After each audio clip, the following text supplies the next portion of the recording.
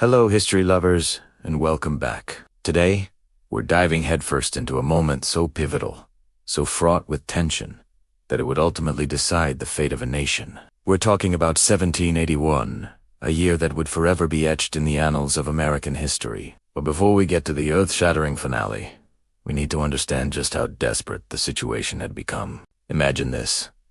It's been 6 long, grueling years since the first shots were fired at Lexington and 6 years of bloodshed, sacrifice, and uncertainty. The initial patriotic fervor, that fiery spirit of '76, has started to flicker. The Continental Army is exhausted, underpaid, and often starving. Mutinies are breaking out in the ranks, a clear and dangerous sign that morale is at an absolute breaking point. The dream of independence, once so bright, now seems to be slipping through their fingers. On one side of this epic chessboard, we have the commander of the Continental Army, a man whose resilience is being tested like never before, General George Washington. By 1781, Washington is a man under immense pressure. He's watched his army endure unimaginable hardships. From the frozen grounds of Valley Forge to a series of frustrating stalemates and defeats, he knows, with annoying certainty, that the war cannot be sustained for much longer. The treasury is empty, public support is wavering, and the British seem to have an endless supply of men and resources. Washington desperately needs a miracle. He needs a decisive knockout blow against the British. A victory so significant it would force them to the negotiating table and finally end this prolonged agony. Now, let's look at the other side. Holding the southern colonies in a tight grip is the formidable British commander, Lord Charles Cornwallis. Cornwallis is a seasoned, aggressive, and highly capable general. He's been largely successful in his southern campaign, capturing key cities like Charleston and Savannah. His strategy is to pacify the South, one colony at a time, rallying loyalist support and crushing any patriot resistance. From his perspective, the rebellion is on its last legs. He believes that if he can just corner and destroy the remaining Southern Continental forces, the war will be all but won. He's confident, perhaps even a little arrogant, and he sees himself as the man who will finally crush this American rebellion and restore order for the crown. But there's a third, crucial player entering the field, a wild card that will change the entire dynamic of the war. Enter the French. After the stunning American victory at Saratoga in 1777, France officially recognized the United States and entered the war as its ally. This was a gain. For years, their support had been somewhat limited, providing crucial funds and supplies. But by 1781, their involvement is about to become very, very direct. Leading the French forces is the Comte de Rochambeau, an experienced and pragmatic general. Alongside him is a key naval commander, the Comte de Gras, who commands a powerful fleet in the West Indies. The French bring not only thousands of professional soldiers, but also, and perhaps more importantly, a mighty navy capable of challenging Britain's long-held dominance of the seas. So, the stage is set for a dramatic convergence. We have a desperate Washington, looking for one last shot at victory. We have a confident Cornwallis, pushing to deliver the final blow in the South. And we have the French, a powerful ally whose army and navy are now poised to tip the scales. The year is 1781. The air is thick with anticipation. The fate of America hangs in the balance, and it all hinges on the next moves these 3 commanders will make. What follows is a masterful campaign of strategy, deception, and coordination that will culminate in a single, decisive battle. A battle that no one saw coming. A battle that would change the world forever. Stay with us as we unravel how these forces collided in our next chapter. You won't wanna miss how Washington orchestrates one of the most brilliant military maneuvers in history. Thank you so much for watching. If you found this chapter of history as fascinating as I do, please hit that like button. And be sure to subscribe and ring the bell so you don't miss what happens next. We'll see ya in the next episode. Welcome back to our series on the American Revolution. Last time, we left off with the electrifying victory at Saratoga. But as we step into Chapter 2, we find a nation grappling with a deep and pervasive war fatigue. The initial patriotic fervor that fueled the early days of the conflict was beginning to wane, replaced by a grim and weary reality. Imagine being a soldier in the Continental Army. Years have passed since you left your farm, your family, your life. The promises of glory and a swift victory have faded. Now, you're facing brutal winters, often without proper shoes, blankets, or even enough food to fill your stomach. This wasn't just a one-time problem. It was a constant, gnawing struggle. The morale of the American troops plummeted to dangerously low levels. The elation of past victories felt like a distant memory in the face of daily suffering. And it wasn't just the soldiers. Back home, civilians were feeling the strain just as acutely. The British blockade choked off trade, leading to scarcity of everyday goods. Prices skyrocketed. Families were torn apart, with fathers and sons away at war for years on end, many never to return. The constant threat of British raids kept communities on edge. A sense of weariness settled over the colonies. People began to ask, how much longer can this go on? Is the price of independence too high? The initial unity began to fray as the harsh realities of a prolonged war set in. This brings us to the heart of the crisis. The dire state of supplies. The Continental Congress, still a fledgling government, had limited power. It could request funds and supplies from the states, but it couldn't compel them. As a result, the army was chronically underfunded and undersupplied. Can you picture General George Washington, the commander-in-chief, spending more time writing desperate letters begging for food, clothing, and gunpowder than he did planning military strategy? It was a logistical nightmare. The winter at Valley Forge is the most famous example of this suffering, but it was far from the only one. At camps like Morristown, conditions were arguably even worse. Soldiers, freezing and starving, were pushed to their absolute limits. Washington described his army as being held together by a cement of blood. He watched his men, the very backbone of the revolution, waste away from disease and hunger. It was a testament to his incredible leadership that the army didn't completely dissolve. But even Washington's leadership couldn't prevent the inevitable breaking point. The strain became too much for many soldiers. This led to one of the most troubling episodes of the war. Mutinies. These weren't acts of treason or cowardice. They were desperate cries for help from men who felt abandoned and betrayed. The Pennsylvania Line and New Jersey Line mutinies in 1781 were the most significant. Soldiers who had fought bravely for years rose up, not against the British, but against their own officers and government, demanding the back pay they were owed and the basic provisions they needed to survive. Imagine the dilemma for Washington.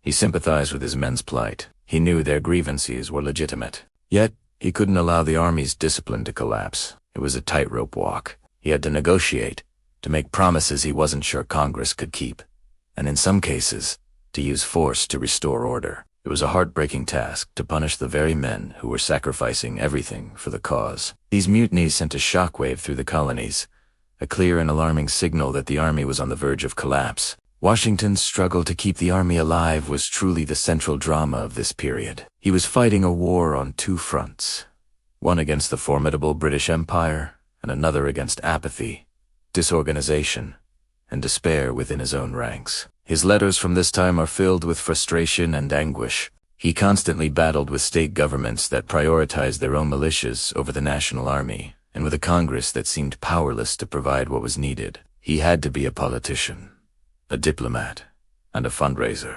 all while trying to be a general. His perseverance, his sheer force of will in the face of overwhelming odds, is perhaps his greatest legacy. While the army teetered on the brink, the general public was also reaching its breaking point. The war had dragged on for years, far longer than anyone had anticipated. The initial excitement had been replaced by a deep-seated public weariness. The constant calls for more men, more money, and more supplies were met with increasing reluctance. For money. The abstract ideal of liberty was becoming overshadowed by the very real and immediate desire for peace and a return to normalcy.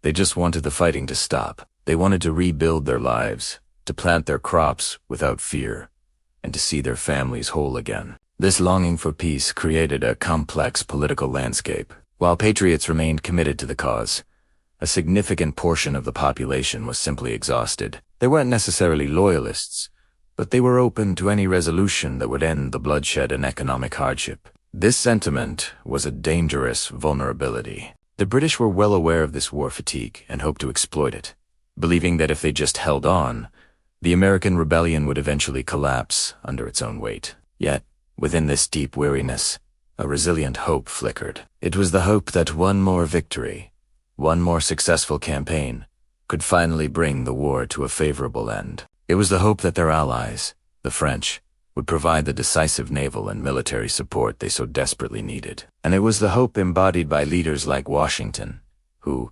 despite seeing the worst of the struggle, never publicly wavered in their commitment to the cause. This fragile hope was the counterbalance to the widespread despair. It was the fuel that kept the revolution going through its darkest hours, a testament to the human spirit's ability to endure in the pursuit of a cherished ideal. The war was far from over, and the outcome was anything but certain. Thank you so much for joining me on this deep dive into the struggles of the American Revolution. It's in these moments of near collapse that we truly see the strength of the cause. If you found this chapter enlightening, please hit that like button, subscribe to the channel, and ring the bell so you don't miss chapter 3. We'd love to hear your thoughts in the comments below. See you next time. Hello everyone, and welcome back to our deep dive into the American Revolution. Today, in Chapter 3, we're heading south to explore one of the most pivotal and ultimately disastrous strategic shifts of the entire war. The British Southern Campaign. So, why this sudden change in scenery? After years of frustrating and inconclusive fighting in the north, British High Command was getting desperate. The war was dragging on, costing a fortune, and public support back home was dwindling. They needed a game changer. A decisive victory that would finally crush the rebellion. Their new master plan: take the South. The logic seemed solid on paper. The southern colonies were believed to be a hotbed of loyalist support. The British thought that if they could establish a foothold, thousands of colonists loyal to the crown would flock to their banner, effectively turning the tide of the war from within. Plus, the South was the economic engine of the colonies, rich with resources like tobacco, rice, and indigo. Capturing key ports like Charleston and Savannah would not only cripple the American economy but also choke off vital supply lines from their French allies. It was a bold gamble, designed to isolate New England and squeeze the life out of the rebellion. In 1778, the plan was put into motion. The British quickly captured Savannah, Georgia, and by 1780, they had achieved their biggest victory of the war, the capture of Charleston, South Carolina, along with Aubert, 5,000 Continental soldiers. It was a devastating blow to the American cause. With Charleston secured as a base of operations, the command of the Southern Army was handed to the ambitious and aggressive Lord Charles Cornwallis. His mission was simple: march north, pacify the Carolinas, and link up with British forces in Virginia. At this moment, it truly looked like the British strategy was a resounding success, and the revolution was on the brink of collapse. Cornwallis, full of confidence, began his march inland from Charleston. Initially, things went his way. He smashed an American army at the Battle of Camden in a humiliating defeat for the Patriots. It seemed nothing could stop him, but this is where the British master plan started to unravel. Their fundamental assumption that the South was teeming with loyalists just waiting to help was a catastrophic miscalculation. Sure, there were loyalists, but there were also fiercely independent patriots, and the British Army's often brutal tactics and the chaos of the war only created more of them. Instead of a welcoming population, Cornwallis found himself bogged down in a bitter, brutal civil war. He wasn't just fighting the Continental Army, he was fighting a war of the people. Patriot militias led by legendary figures like Francis Marion, the Swamp Fox, and Thomas Sumter, the Gamecock, waged a relentless guerrilla campaign. They'd strike from the swamps and forests, hitting British supply lines, ambushing patrols, and then melting back into the countryside. They couldn't beat Cornwallis's army in a pitched battle, but they could bleed it dry, one small cut at a time. This was a type of warfare the British weren't prepared for, and it wore down their morale and their resources. Cornwallis became increasingly frustrated. He was winning battles, like the one at Guilford Courthouse in North Carolina, but they were Pyrrhic victories. At Guilford, he technically won the field, but his army suffered such heavy casualties that one British politician famously remarked, "Another such victory would ruin the British army." Cornwallis was winning himself into a corner. He was chasing an enemy he couldn't catch, in a land that was growing more hostile by the day. He was hundreds of miles from his supply base in Charleston.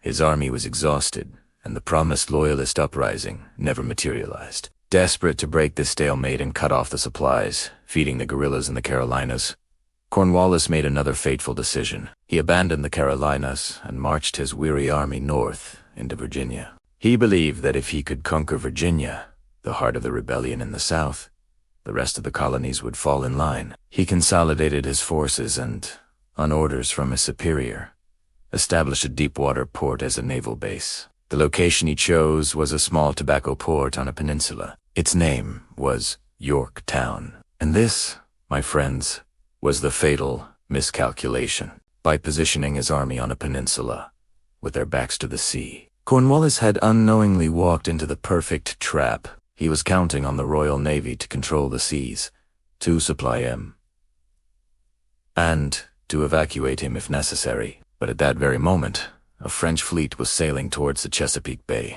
and George Washington, seeing the opportunity of a lifetime, was secretly marching his combined American and French armies south from New York.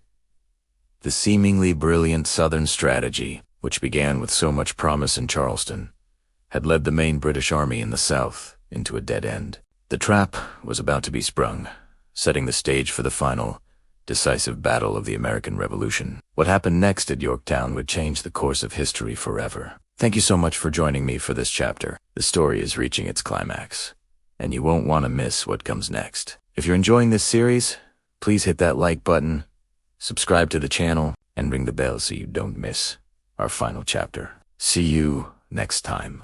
Picture this. It's 1780. The American Revolution has been raging for 5 long, brutal years. For General George Washington, the initial fire of patriotism and the thrill of early victories have faded, replaced by the grim reality of a protracted war. The Continental Army, his army, is on the brink of collapse. They're exhausted, starving, and their pay is often months, if not years, late. The dream of a quick, decisive victory has evaporated like morning mist over the Delaware. Mutinies are flaring up, not out of cowardice, but out of sheer desperation. Can you imagine the weight on Washington's shoulders? He's not just a general, he's the living symbol of the revolution. If it falters, the entire cause could crumble. Every morning, he wakes up to reports of dwindling supplies, desertions, and the seemingly endless might of the British Empire. The situation is dire, a razor's edge between survival and total failure. Washington, the stoic and resolute leader, is staring into the abyss. He knows, with a certainty that chills him to the bone, that America cannot win this war alone. The spirit of '76 is a powerful force, but spirit alone can't feed soldiers or load muskets. He needs more than just spirit. He needs a lifeline. He needs a miracle. And he knows exactly where that miracle has to come from. France. Washington wasn't just a brilliant general. He was also a master strategist and a realist. He understood the brutal calculus of war. Britain was a global superpower with a professional army and the world's most powerful navy. The colonies, by contrast, were a patchwork of states with a volunteer army that was constantly in flux. The numbers just didn't add up. From the very beginning, American diplomats like Benjamin Franklin had been in Paris, charming the French court and trying to secure an official alliance. They'd had some success, securing secret loans and supplies, but Washington needed more. He needed ships. He needed soldiers. He needed the full, public, and unwavering commitment of the French monarchy. Why France? Well, remember the old saying, "The enemy of my enemy is my friend." France and Britain had been rivals for centuries, fighting wars all over the globe. The French were still smarting from their defeat in the 7 Years' War, what we call the French and Indian War, where they lost a huge chunk of their North American empire to the British. For them, the American Revolution wasn't just about lofty ideals of liberty. It was a golden opportunity for revenge. It was a chance to stick it to their old rivals, to weaken the British Empire and restore their own prestige on the world stage. Washington understood this geopolitical chess game perfectly. He knew that an American victory, powered by French support, would be a win-win. America would get its independence, and France would get the satisfaction of seeing Britain humbled. It was a risky bet, an alliance of convenience between a fledgling republic and an absolute monarchy, but it was the only bet Washington had left. He pinned his hopes on the diplomats in Paris and prayed that the French would see the strategic value in backing the American underdog. The future of the United States literally depended on it. Then, in the summer of 1780, the sails appeared on the horizon. Not British sails, but French. A fleet carrying over 5,000 professional French soldiers arrived in Newport, Rhode Island, and at their head was a man who would become Washington's crucial partner, Jean-Baptiste Donatien de Vimour, Comte de Rochambeau. Now, Rochambeau was no widey. He was a seasoned, 55-year-old veteran of European wars. A professional's professional. He was pragmatic, cautious, and he was not there to take orders from some colonial general. He was there to win. The first meeting between Washington and Rochambeau in Hartford, Connecticut, was a delicate dance of diplomacy and military protocol. Imagine the scene. Washington, tall and imposing, the embodiment of the American cause, meeting a French aristocrat representing the power and prestige of one of the world's great armies. There was an immediate language barrier, with translators like the young Alexander Hamilton and the Marquis de Lafayette playing a crucial role. But beyond the language, there was a potential clash of egos and strategies. Washington was eager to attack the British stronghold in New York City. It was a personal obsession, a way to strike a symbolic blow against the main British force. But Rochambeau was more cautious. His troops were exhausted from the sea voyage, and the British Royal Navy still controlled the waters around New York. A direct assault would be suicide, he argued. He insisted they wait for more troops, and more importantly, wait for the French fleet to gain naval superiority. This initial disagreement could have soured the entire alliance. But what emerged instead was a relationship built on mutual respect. Washington, despite his desperation for a quick victory, listened to Rochambeau's seasoned advice. Rochambeau, in turn, came to admire Washington's tenacity and leadership. He saw a commander who, despite his army's ragged state, possessed an unbreakable will. This partnership wasn't just about military strategy. It was about trust. Rochambeau made it clear he was not just an auxiliary force. He was a co-equal partner. He would place his French troops under Washington's overall command. A remarquable concession, but he expected his professional judgment to be respected. And it was. This patient, respectful collaboration between the American planter general and the French aristocrat soldier would become the cornerstone of the victory to come. For the next year, Washington's patience was tested to its absolute limit. The war settled into a frustrating stalemate. The Grand Franco-American Army, this supposed key to victory, was largely inactive. Rochambeau's forces remained encamped in Rhode Island, while Washington's army kept a weary watch on the British in New York. The glorious, war-ending battle that Washington dreamed of seemed further away than ever. The army's morale plummeted. The winter of 1780-81 was just as harsh as the infamous one at Valley Forge. Soldiers, wrapped in rags, shivered in their huts, their stomachs empty. The promise of French support had UNT translated into food in their bellies or coins in their pockets. Frustration boiled over. The Pennsylvania and New Jersey lines, some of the most veteran units in the Continental Army, staged major mutinies. They weren't turning traitor. They were simply at their breaking point. They marched on Congress in Philadelphia, demanding their back pay and better conditions. It was a terrifying moment for Washington. His own army, the instrument of the revolution, was turning against itself. He had to handle the situation with a delicate mix of sympathy and iron-fisted discipline, executing some ringleaders to restore order, but also frantically lobbying Congress to meet the soldiers' legitimate demands. It showed just how fragile the entire enterprise was. One more push, one more bad winter, and the whole thing could unravel. Through it all, Washington kept his eyes on the prize. That single, decisive strike. He wrote endless letters.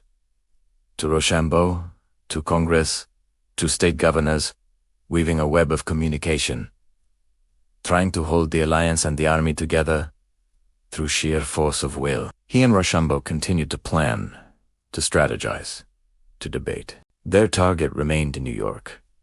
It was the logical choice, the center of British power in North America. They gathered intelligence, They mapped defenses, and they waited. They waited for the right moment, for the right circumstances, and most of all, they waited for news from the sea. They needed control of the water.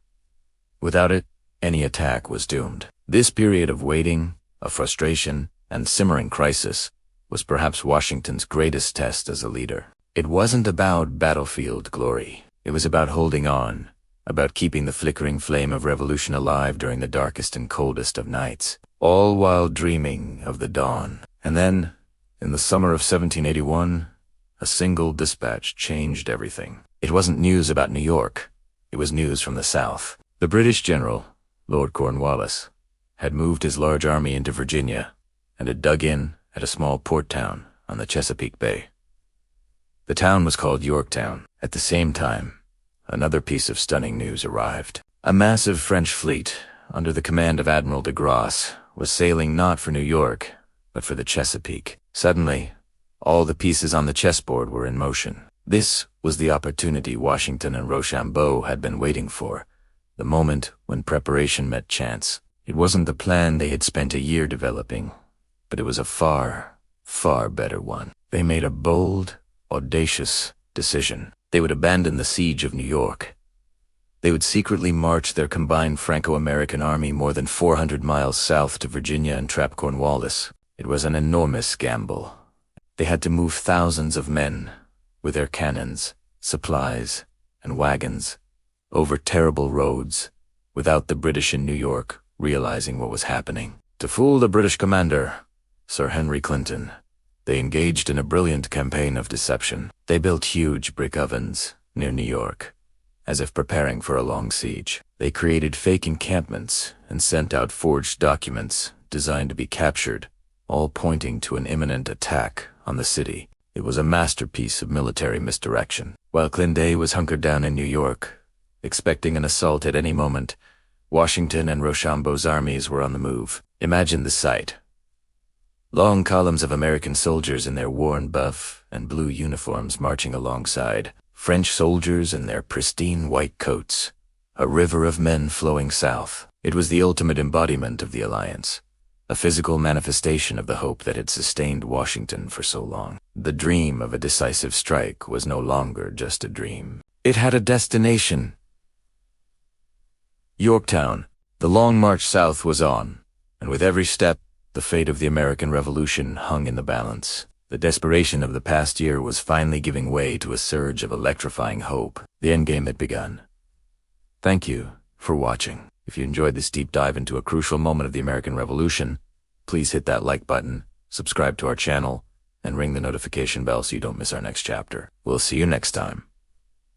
Hello, history buffs, and welcome back to our deep dive into the American Revolution. In our last chapter, we left the Continental Army and their French allies in a precarious position, plotting a bold move against Cornwallis and Virginia. But a brilliant plan on land is only half the battle. To truly trap the British, they needed something more. Something that could only come from the sea. This is the story of how the tide of war was about to turn, not with a musket shot, but with the unfurling of sails. This is Chapter 5. The arrival of the French fleet. So, let's set the scene. It is the summer of 1781. General George Washington and the French General Rochambeau are huddled over maps in the north, finalizing their audacious plan to march south and corner Cornwallis at Yorktown. But there's a massive if hanging over their heads. Cornwallis's army is positioned on a peninsula, with the York River and the Chesapeake Bay at his back. This was a strategic choice. He believed the powerful British Royal Navy would always control the waters, ensuring he could be resupplied, reinforced, or, if necessary, for Washington's plan to work, he had to sever that lifeline. He needed to control the Chesapeake Bay. The problem: the Continental Army had no navy to speak of, certainly nothing that could challenge the might of the British fleet. This is where the story shifts hundreds of miles south, to the warm, turquoise waters of the Caribbean. The West Indies were a hotbed of colonial conflict, a vital economic engine for European powers, and the staging ground for their powerful navies. It's here we meet our pivotal character, Francois Joseph Paul, the Comte de Grasse, or as we'll call him, Admiral de Grace. He was a seasoned, tough, and decisive French naval commander. He was in the Caribbean, fighting the British, protecting French interests in Sugar Islands. But he had also received a crucial dispatch, a plea for help from Rochambeau, outlining the desperate need for a French fleet to seal the deal in Virginia. Now, de Grasse was faced with a monumental decision. His orders were to protect French holdings in the Caribbean. Sailing his entire fleet north to an unproven campaign was a massive gamble. It meant leaving French islands vulnerable and risking a direct, winner-to-call confrontation with the British Navy. Many commanders would have played it safe, perhaps sending only a few ships.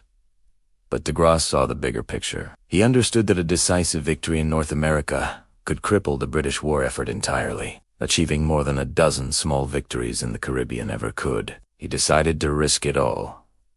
But how do you coordinate a massive naval fleet from the Caribbean with an army marching from New York in an age without radios or satellites? This is where the genius of their secret communication comes into play. Washington and Rochambeau had to trust that their messages, sent by fast frigates braving British patrols, would reach de Grasse. And de Grasse, in turn, had to trust that Washington would actually be able to get his army to Virginia in time. They agreed on a specific place in a specific window of time. The Chesapeake Bay, between the end of August and the middle of October. It was a plan built on impeccable timing, ironclad trust, and a healthy dose of luck. De Grasse didn't just bring a few ships. He scraped together everything he could. He even borrowed troops and money from the French governor in Haiti, promising to pay him back. On August 5th, 1781, he set sail from Cap Franque with a formidable armada, 28 ships of the line, the battleships of their day, packed with cannons and carrying over 3,000 French soldiers. To deceive the British, he let it be known that his destination was elsewhere. The Royal Navy, commanded by Admiral Sir Samuel Hood, was watching.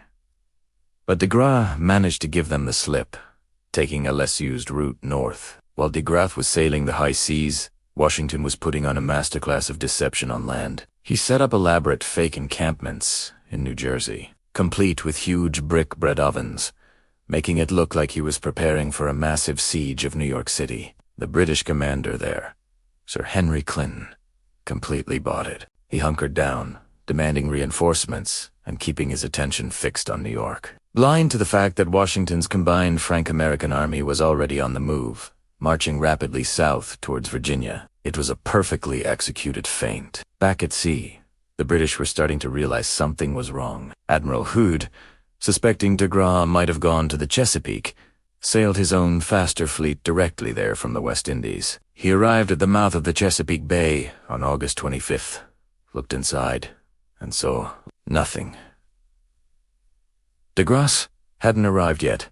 Assuming de Grasse had gone to New York instead, Hood sailed north to link up with Admiral Thomas Graves, the commander of the British fleet there. It was a fateful, catastrophic miscalculation. Just 5 days later, on August 30th, Admiral de Grasse's massive fleet arrived at the Chesapeake Bay.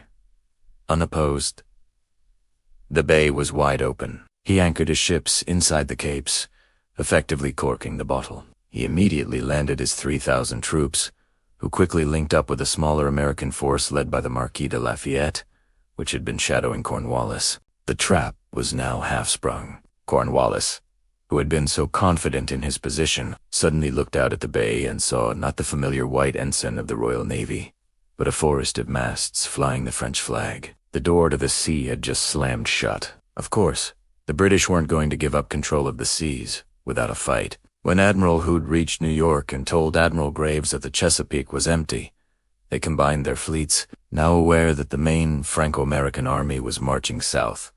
They realized their mistake. They knew they had to break de Grasse's blockade and rescue Cornwallis. The combined British fleet of 19 ships now, under Graves's overall command, turned around and raced south to the Chesapeake. The stage was set for one of the most decisive naval battles in world history. On the morning of September 5th, lookouts on de Grasse's flagship, the massive 104-gun Ville de Paris spotted sails on the horizon. It was Graves's fleet. The Battle of the Chesapeake, also known as the Battle of the Capes, was about to begin. De Grasse, though he held a strong defensive position inside the bay, made the bold decision to sail out and meet the British in open water to ensure they could unslip past him. As the French fleet slowly filed out of the bay, the two lines of warships maneuvered for position, each trying to gain the advantage of the wind. The actual fighting was chaotic and followed the rigid naval tactics of the era, where ships would form a line and pound each other with broadsides. But due to confusing signals from Admiral Graves and shifting winds, only the front sections of the two fleets truly engaged in heavy combat.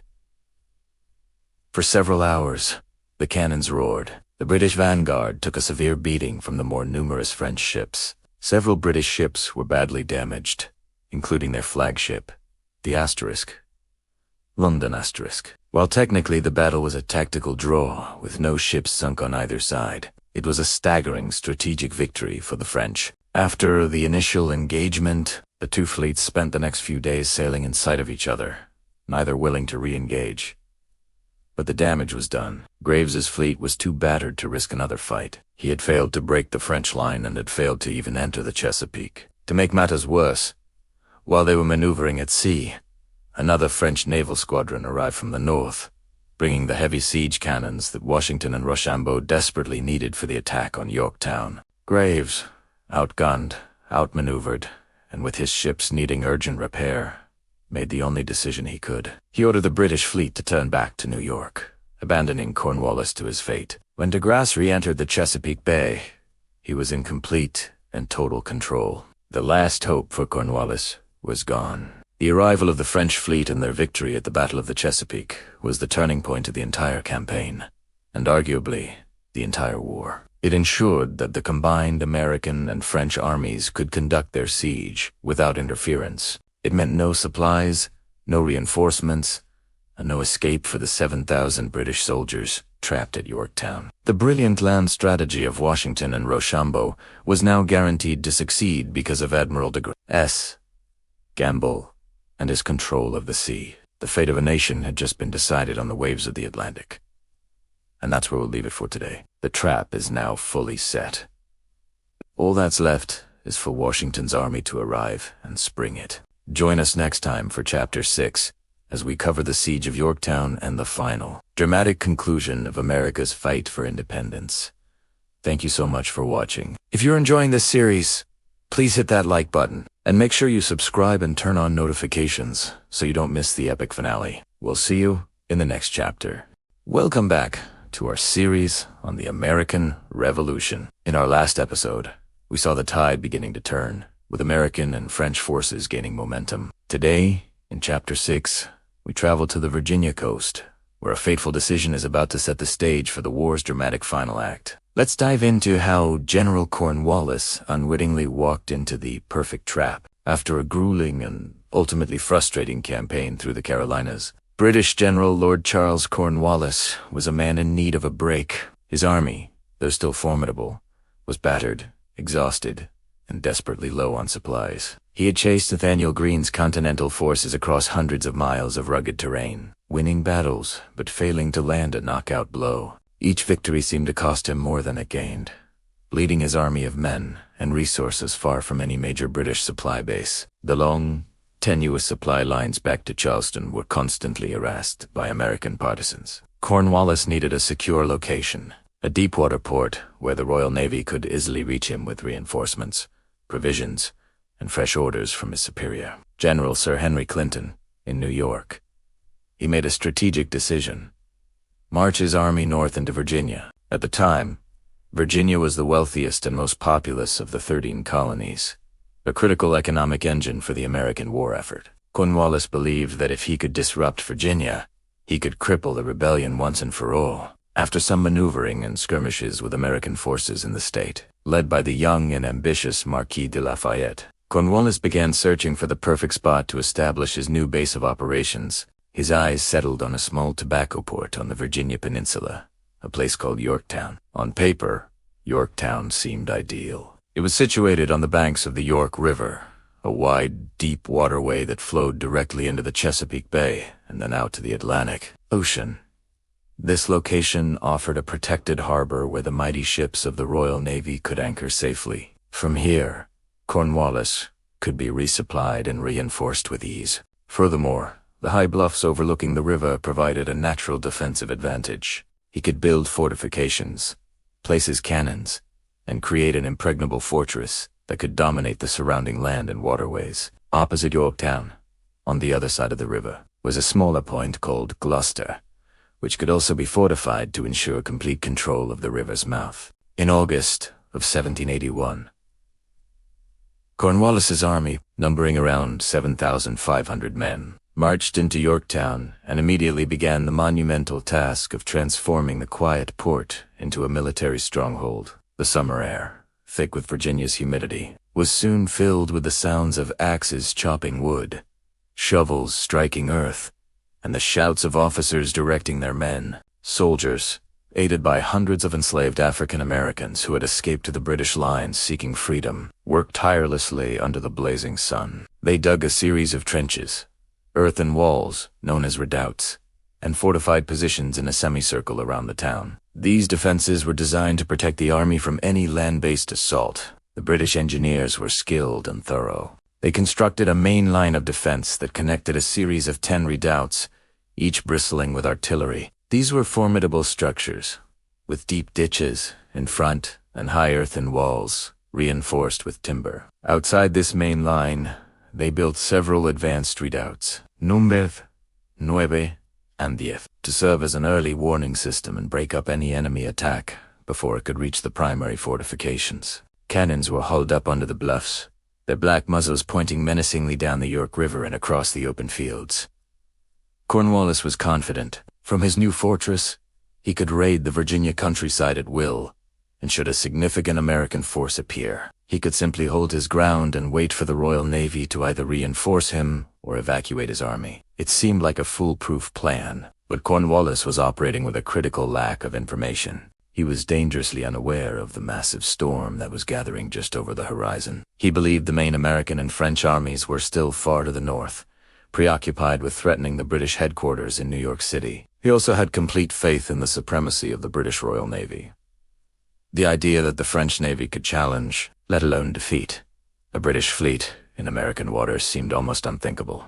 To him, the Chesapeake Bay was, for all intents and purposes, a British lake. He settled and fortified his position, and waited for supplies, confident in his security. Meanwhile, hundreds of miles away, a brilliant and audacious plan was clicking into place. General George Washington and his French counterpart, the Comte de Rochambeau, had been camped outside New York, making a great show of preparing for an attack on the city. This was a masterful piece of deception. Their true target was not New York.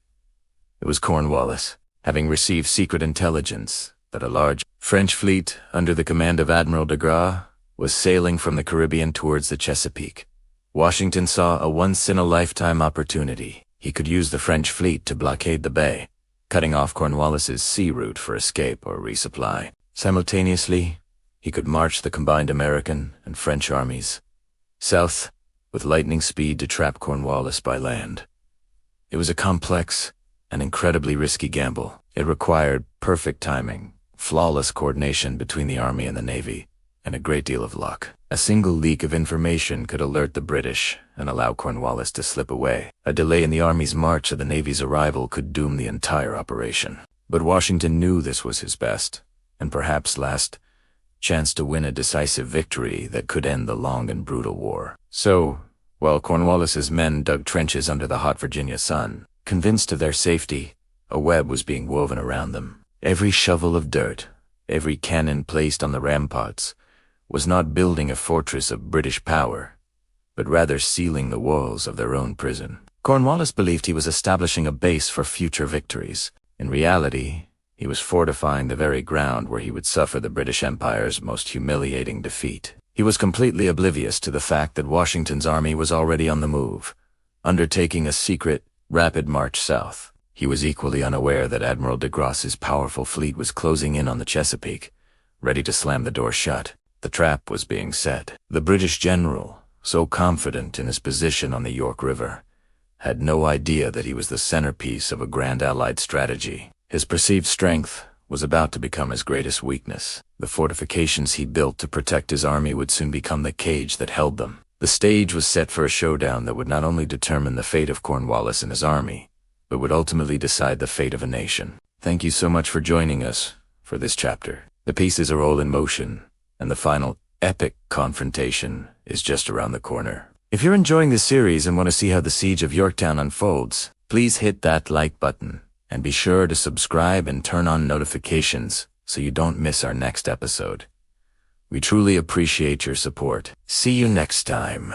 Welcome back to our series on the American Revolution. Today, we're diving into Chapter 7, Washington's Great Deception. This is a story of audacity, brilliance, and a secret that changed the course of the war. If you think you know everything about George Washington, prepare to be surprised. By the summer of 1781, the American cause was hanging by a thread. The war had dragged on for 6 long years. The treasury was empty, the army was restless, and morale was dangerously low. The British held strong positions in New York City under General Sir Henry Clinton, and in the South, Lord Cornwallis was wreaking havoc. It felt like the revolution was on the verge of collapse. Washington knew he needed a decisive victory, something spectacular to turn the tide. All eyes were on New York, the nerve center of British power in North America.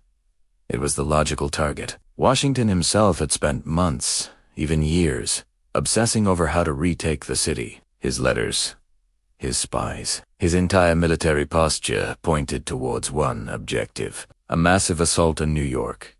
He established his headquarters in Westchester County, just north of the city. He built elaborate fortifications. He had his engineers scout British defenses, and he made a big show of gathering boats along the Hudson River. He even had a large bakery built, capable of producing thousands of loaves of bread a day, signaling a long siege was imminent. The French, our crucial allies, had arrived with a powerful army under General Rochambeau and a fleet under Admiral de Grasse. They were ready for a fight, and they too believed the target was New York. Washington met with Rochambeau, and they openly discussed plans to attack the city. Dispatches were sent, and some were even accidentally intercepted by the British, confirming their suspicions. General Clinton, in New York, felt the pressure mounting. He was certain Washington was coming for him. He fortified his defenses, called for reinforcements, and braced for the inevitable attack. Everything was going exactly as Washington wanted, because it was all a lie. A grand, magnificent deception. While all of Washington's actions pointed north towards New York, his eyes were looking south. Hundreds of miles south, in Virginia, Lord Cornwallis had maneuvered his army into a vulnerable position at a small tobacco port called Yorktown. Washington saw a fleeting opportunity, a window of possibility so slim it was almost insane. What if he could trap Cornwallis? The plan was breathtaking in its scope and depended on absolute secrecy. He had to coordinate the movement of 2 armies, his own and a French fleet, all converging on a single point hundreds of miles away, without the British figuring it out until it was too late. One leak, one captured messenger, one suspicious scout, and the entire plan would crumble. Washington shared the true plan with only a handful of his most trusted officers. He swore them to secrecy. To the rest of the army, including most of his generals, the objective remained New York. They were kept in the dark to prevent any unintentional leaks. Imagine being a soldier in that army, preparing for what you believe is a life or death. Assault on the most heavily fortified city in America, having no idea your commander is about to lead you on a 400-mile march in the opposite direction. In late August 1781, the plan was set in motion. The combined American and French armies began to move. At first, their movements still suggested an attack on New York, perhaps from the New Jersey side. They marched as if preparing to encircle the city. General Clinton watched them, confident he had read their intentions correctly. Then, under the cover of a few screening forces left behind to maintain the illusion, the main body of the army pivoted. They turned south. Fast. This wasn't just a stroll. This was a forced march. Day after day, through the blistering late summer heat, thousands of soldiers marched through New Jersey, into Pennsylvania, and onward. They had no idea where they were ultimately going. Rumors flew through the ranks. Were they going to Philadelphia? To Delaware? The secrecy was so complete that the soldiers themselves were part of the deception.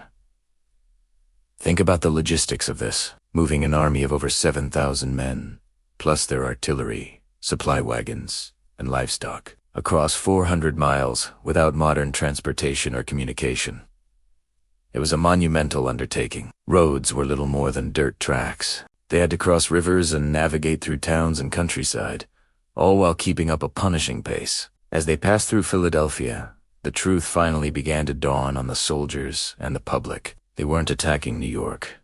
They were heading south. By the time General Clinton in New York realized what was happening, it was far too late. He had been completely outmaneuvered. The man he thought was obsessed with New York had slipped an entire army right under his nose. While the army marched, the second part of Washington's brilliant plan was falling into place. Admiral de Grasse's French fleet arrived at the mouth of the Chesapeake Bay, just in time to block any escape by sea for Cornwallis. They fought off a British fleet that tried to intervene, securing complete control of the waters around Yorktown. The trap was now set. When Washington and Rochambeau arrived with their armies, they linked up with American forces already in Virginia and completely surrounded Cornwallis. The British general was caught. He had nowhere to run. The Great Deception had worked perfectly.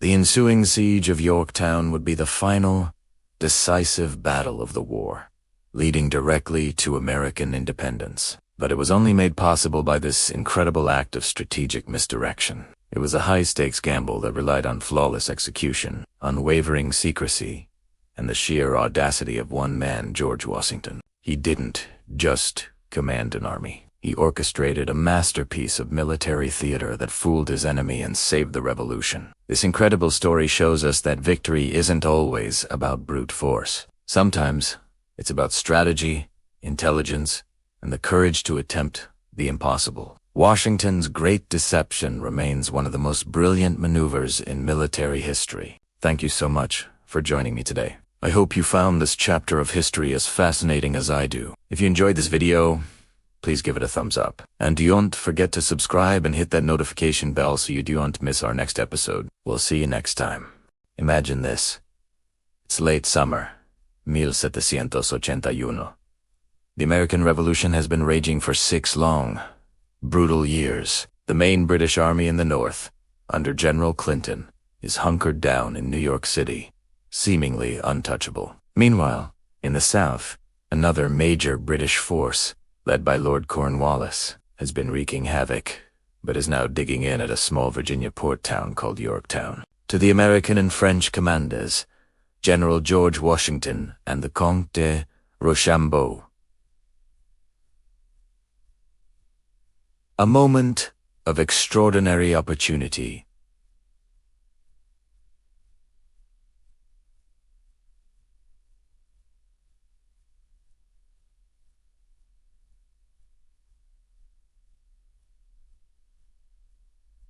Morin, but to seize it, they would need to pull off one of the most ambitious, daring, and logistically complex operations of the entire 18th century. This is the story of that incredible march, the march that would decide the fate of a nation. Welcome back to our series on the American Revolution. In our last episode, we saw the pieces moving on the chessboard. Today, we're putting them in motion. Washington and Rochambeau had a secret. A big one. While they made a great show of preparing to attack the British in New York, their true target was hundreds of miles away. Cornwallis at Yorktown. To succeed, they needed to move two entire armies, one American, one French, from New York to Virginia without the British figuring it out, until it was too late.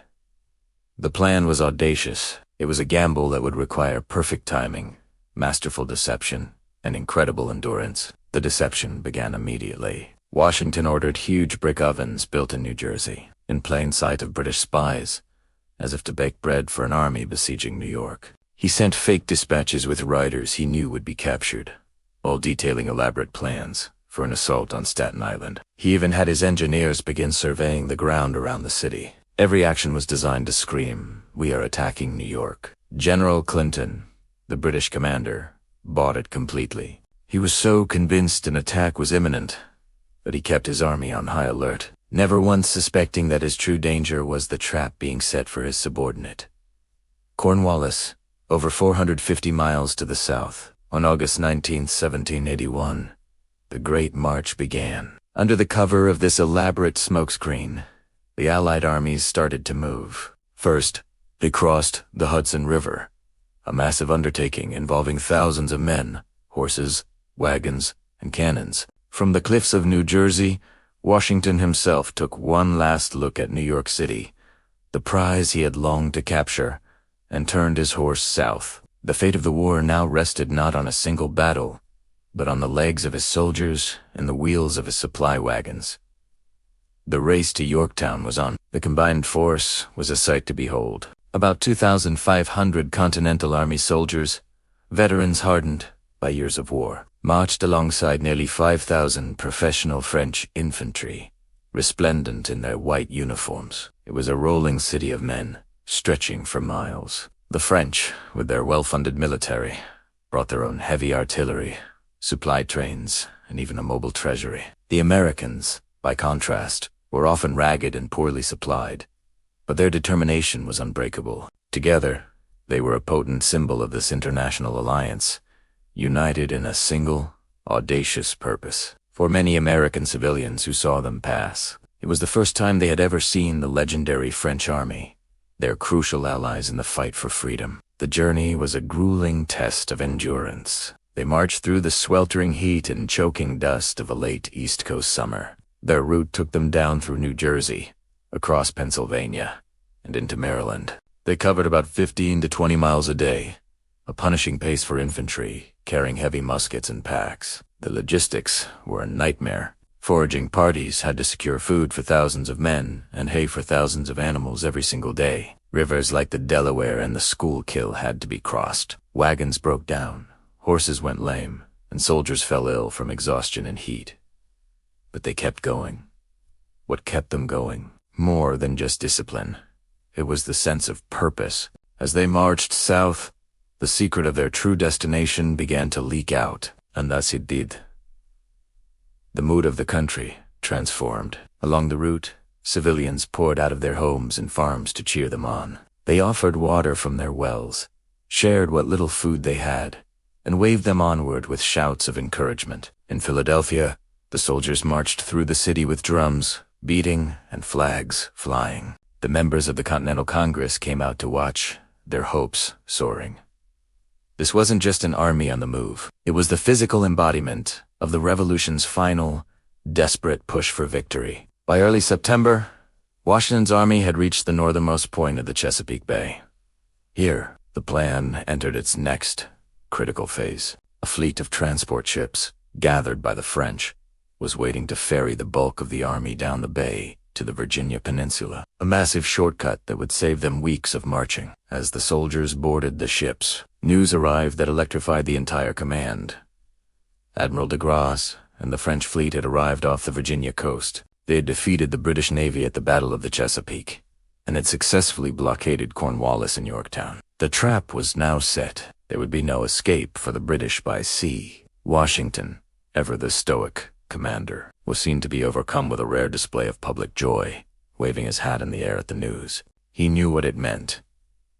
After 6 years of struggle, of retreats, of starvation at Valley Forge, of defeats and bitter disappointments, victory was finally within his grasp. He personally rode ahead overland, making a brief, emotional stop at his home, Mount Vernon, which he hadn't seen in over 6 years. But he didn't linger. The final act was about to begin. By the end of September, the combined American and French forces, now bolstered by other troops already in Virginia, had completely surrounded Cornwallis at Yorktown. The Great March was over.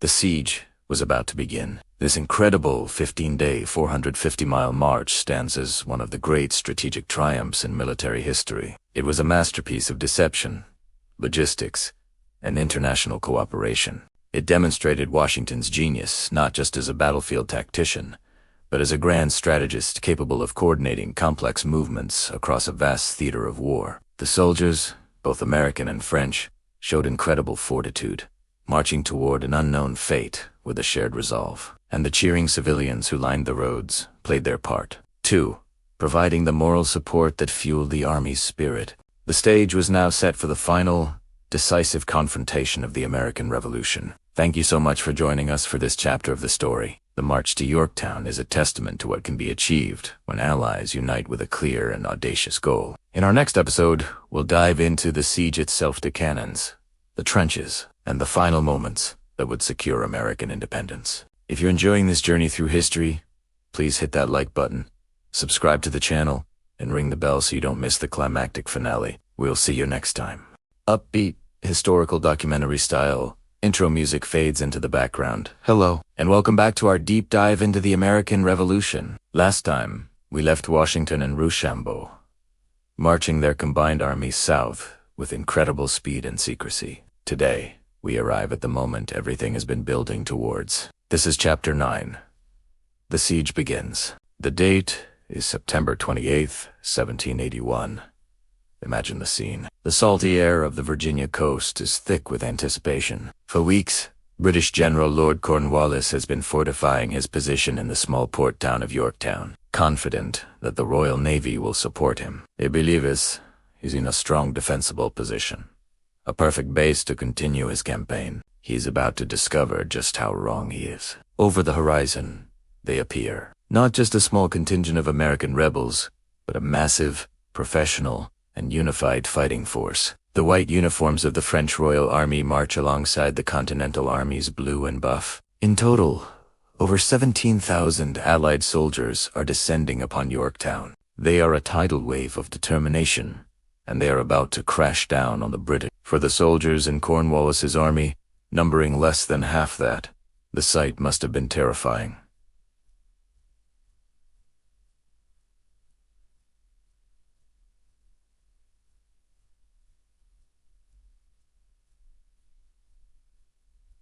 The trap had been sprung. The French fleet, under Admiral de Grasse, had already sealed the Chesapeake Bay, cutting off any hope of reinforcement or escape by sea. Now, the land route was being choked off by an army that vastly outnumbered them. Yorktown was no longer a fortress. It was a cache. Washington and Rochambeau don't waste a single moment. The Allied army methodically and professionally envelops the town. They form a tight semicircle, their lines stretching for miles, pinning the British against the York River. The commanders ride along the lines, surveying the terrain, planning their next move. The goal is not a chaotic, head-on assault, but a classic, deliberate, and inescapable siege. This is a game of engineering, geometry, and nerves. The first order of business is to establish a perimeter and begin digging. This is where the real work of the siege starts. Under the cover of darkness, thousands of soldiers, armed with shovels and pickaxes, begin to carve the earth. They are digging the first parallel trench, a long, deep ditch that will protect them from British cannon fire and serve as a forward operating base. This is grueling, back-breaking work, done in near silence to avoid drawing enemy attention. Every shovelful of dirt is a step closer to victory. The soil is piled up on the side facing the enemy, creating a protective wall called a parapet. This first trench is a marvel of military engineering, dug over half a mile long in a single night, all while under the threat of British artillery. It is located about 800 yards from the British lines, just outside the effective range of their muskets, but close enough to begin the next phase. As the trenches snake their way across the landscape, another crucial element is put into place.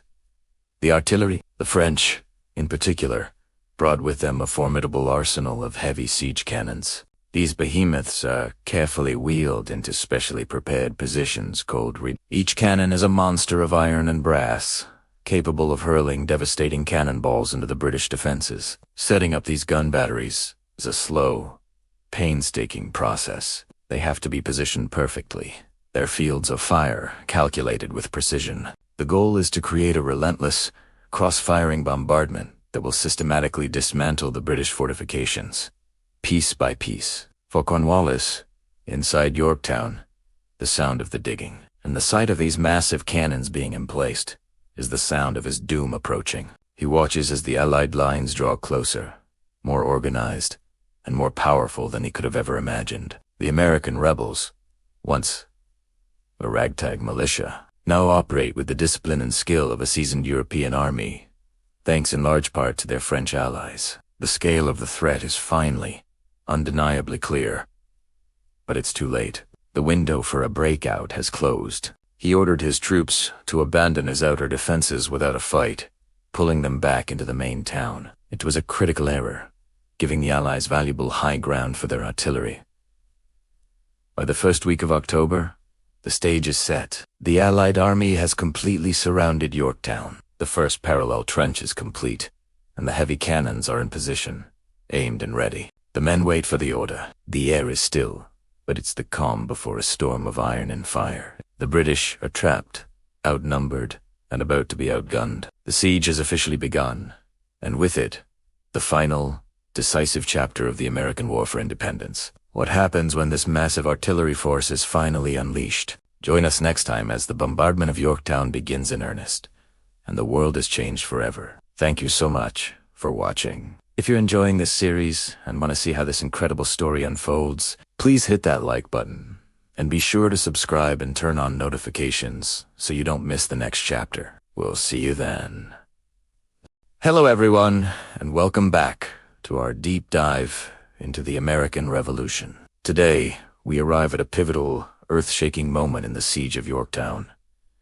Chapter 10, The Thunder of Cannons. If you've been following along, you know the combined American and French forces have meticulously dug their trenches, inching ever closer to the British defenses. The stage is set, the players are in position, and now, the final, deafening act is about to begin. On October 9th, 1781, a silence fell over the battlefield, the kind of tense quiet that precedes a storm. Then, a single cannon shot, traditionally fired by George Washington himself, ripped through the air, signaling the start of the bombardment. This wasn't just a sporadic attack, it was the beginning of a relentless, systematic destruction of the British position. Imagine the scene. From the newly completed Allied batteries, a chorus of heavy artillery cannons and mortar roared to life. The sound was unlike anything most soldiers had ever experienced. It was a continuous, rolling thunder that didn't just echo across the landscape.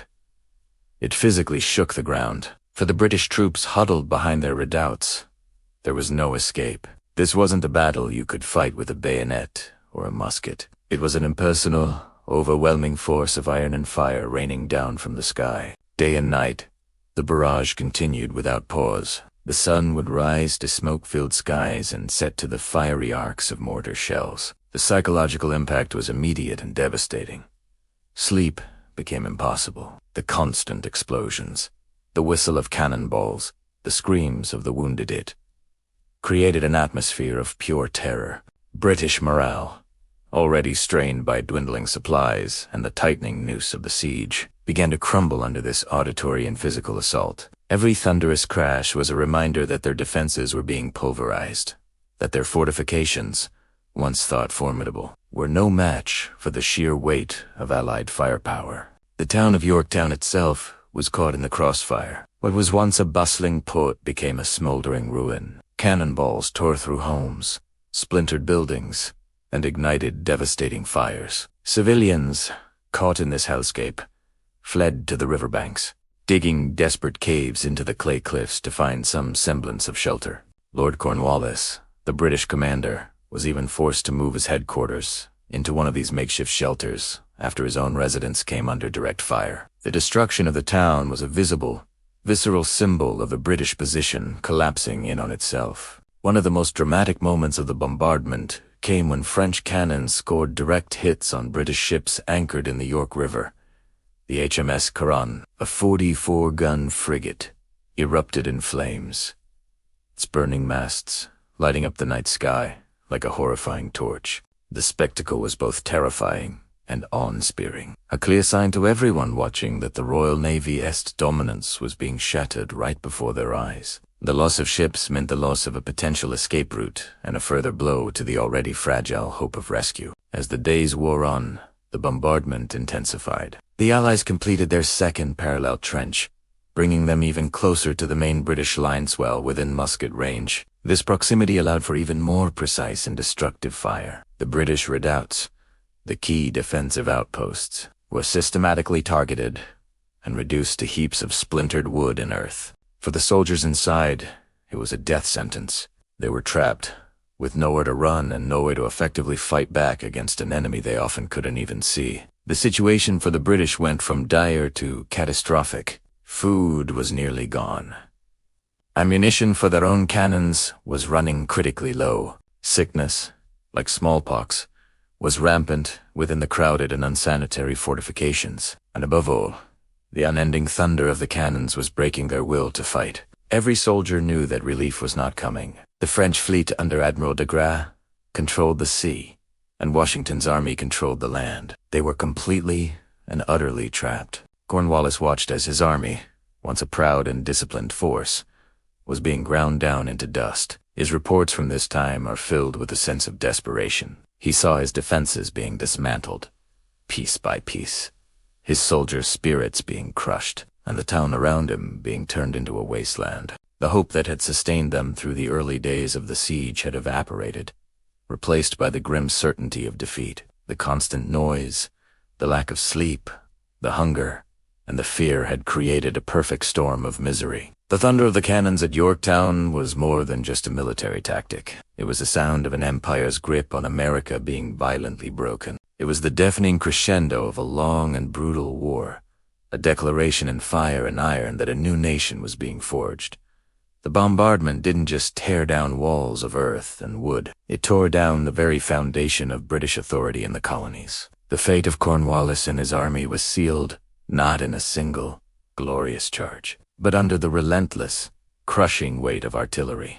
Thank you so much for joining me for this chapter. The story is nearing its dramatic conclusion, and you won't want to miss what happens next. If you found this interesting, please hit that like button. And if you haven't already, subscribe and turn on notifications so you're ready for the final surrender. We'll see you in the next video. Hello everyone, and welcome back to our deep dive into the American Revolution. Today, we're at a pivotal moment, a turning point where courage, strategy, and cheer will converge to shape the future of a nation. We're talking about the Siege of Yorktown, and specifically, Chapter 11, The Heroic Assault on Redoubts, 9 and 10.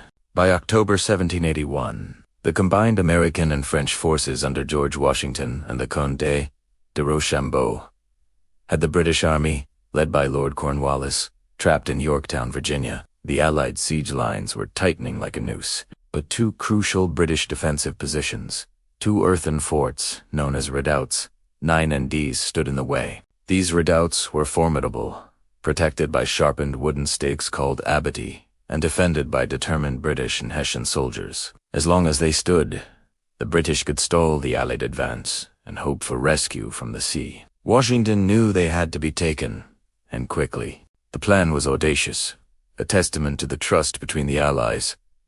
It called for a simultaneous, nighttime assault. The French, under the command of Baron de Vieux, would take the larger redoubt 9. The Americans, in a move that would become legendary, were tasked with capturing Redoubt 10. The attack was set for the night of October 14th. The air was thick with anticipation, the fate of the siege hanging in the balance. Leading the 400 American light infantrymen assigned to Redoubt 10 was a figure who burned with ambition and a desire to prove his valor, Lieutenant-Colonel Alexander Hamilton. For months, Hamilton had been petitioning Washington for a field command, desperate to escape his desk duties and earn glory on the battlefield. Finally, his moment had arrived. He was given the honor of leading the charge. His orders were simple but terrifying. To take the redoubt with bayonets only.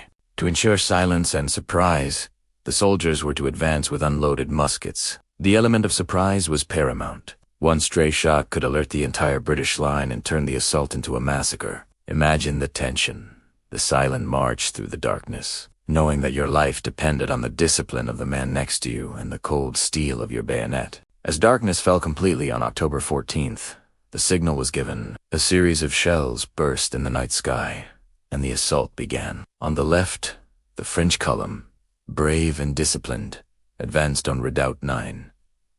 They followed protocol, pausing to clear the abattis under heavy fire before storming the walls. Their attack was fierce and methodical, a textbook example of European siege warfare. On the right, Hamilton and his Americans did something different. Fueled by a raw, almost reckless energy, they didn't stop. When they reached the sharpened stakes defending Redoubt 10, they didn't try to clear a path. Instead, they scrambled over and through them, some men using the backs of their comrades to vault the defenses. Hamilton was one of the first over the wall, leading his men from the absolute front. What followed inside Redoubt 10 was a brutal, chaotic whirlwind of hand-to-hand combat.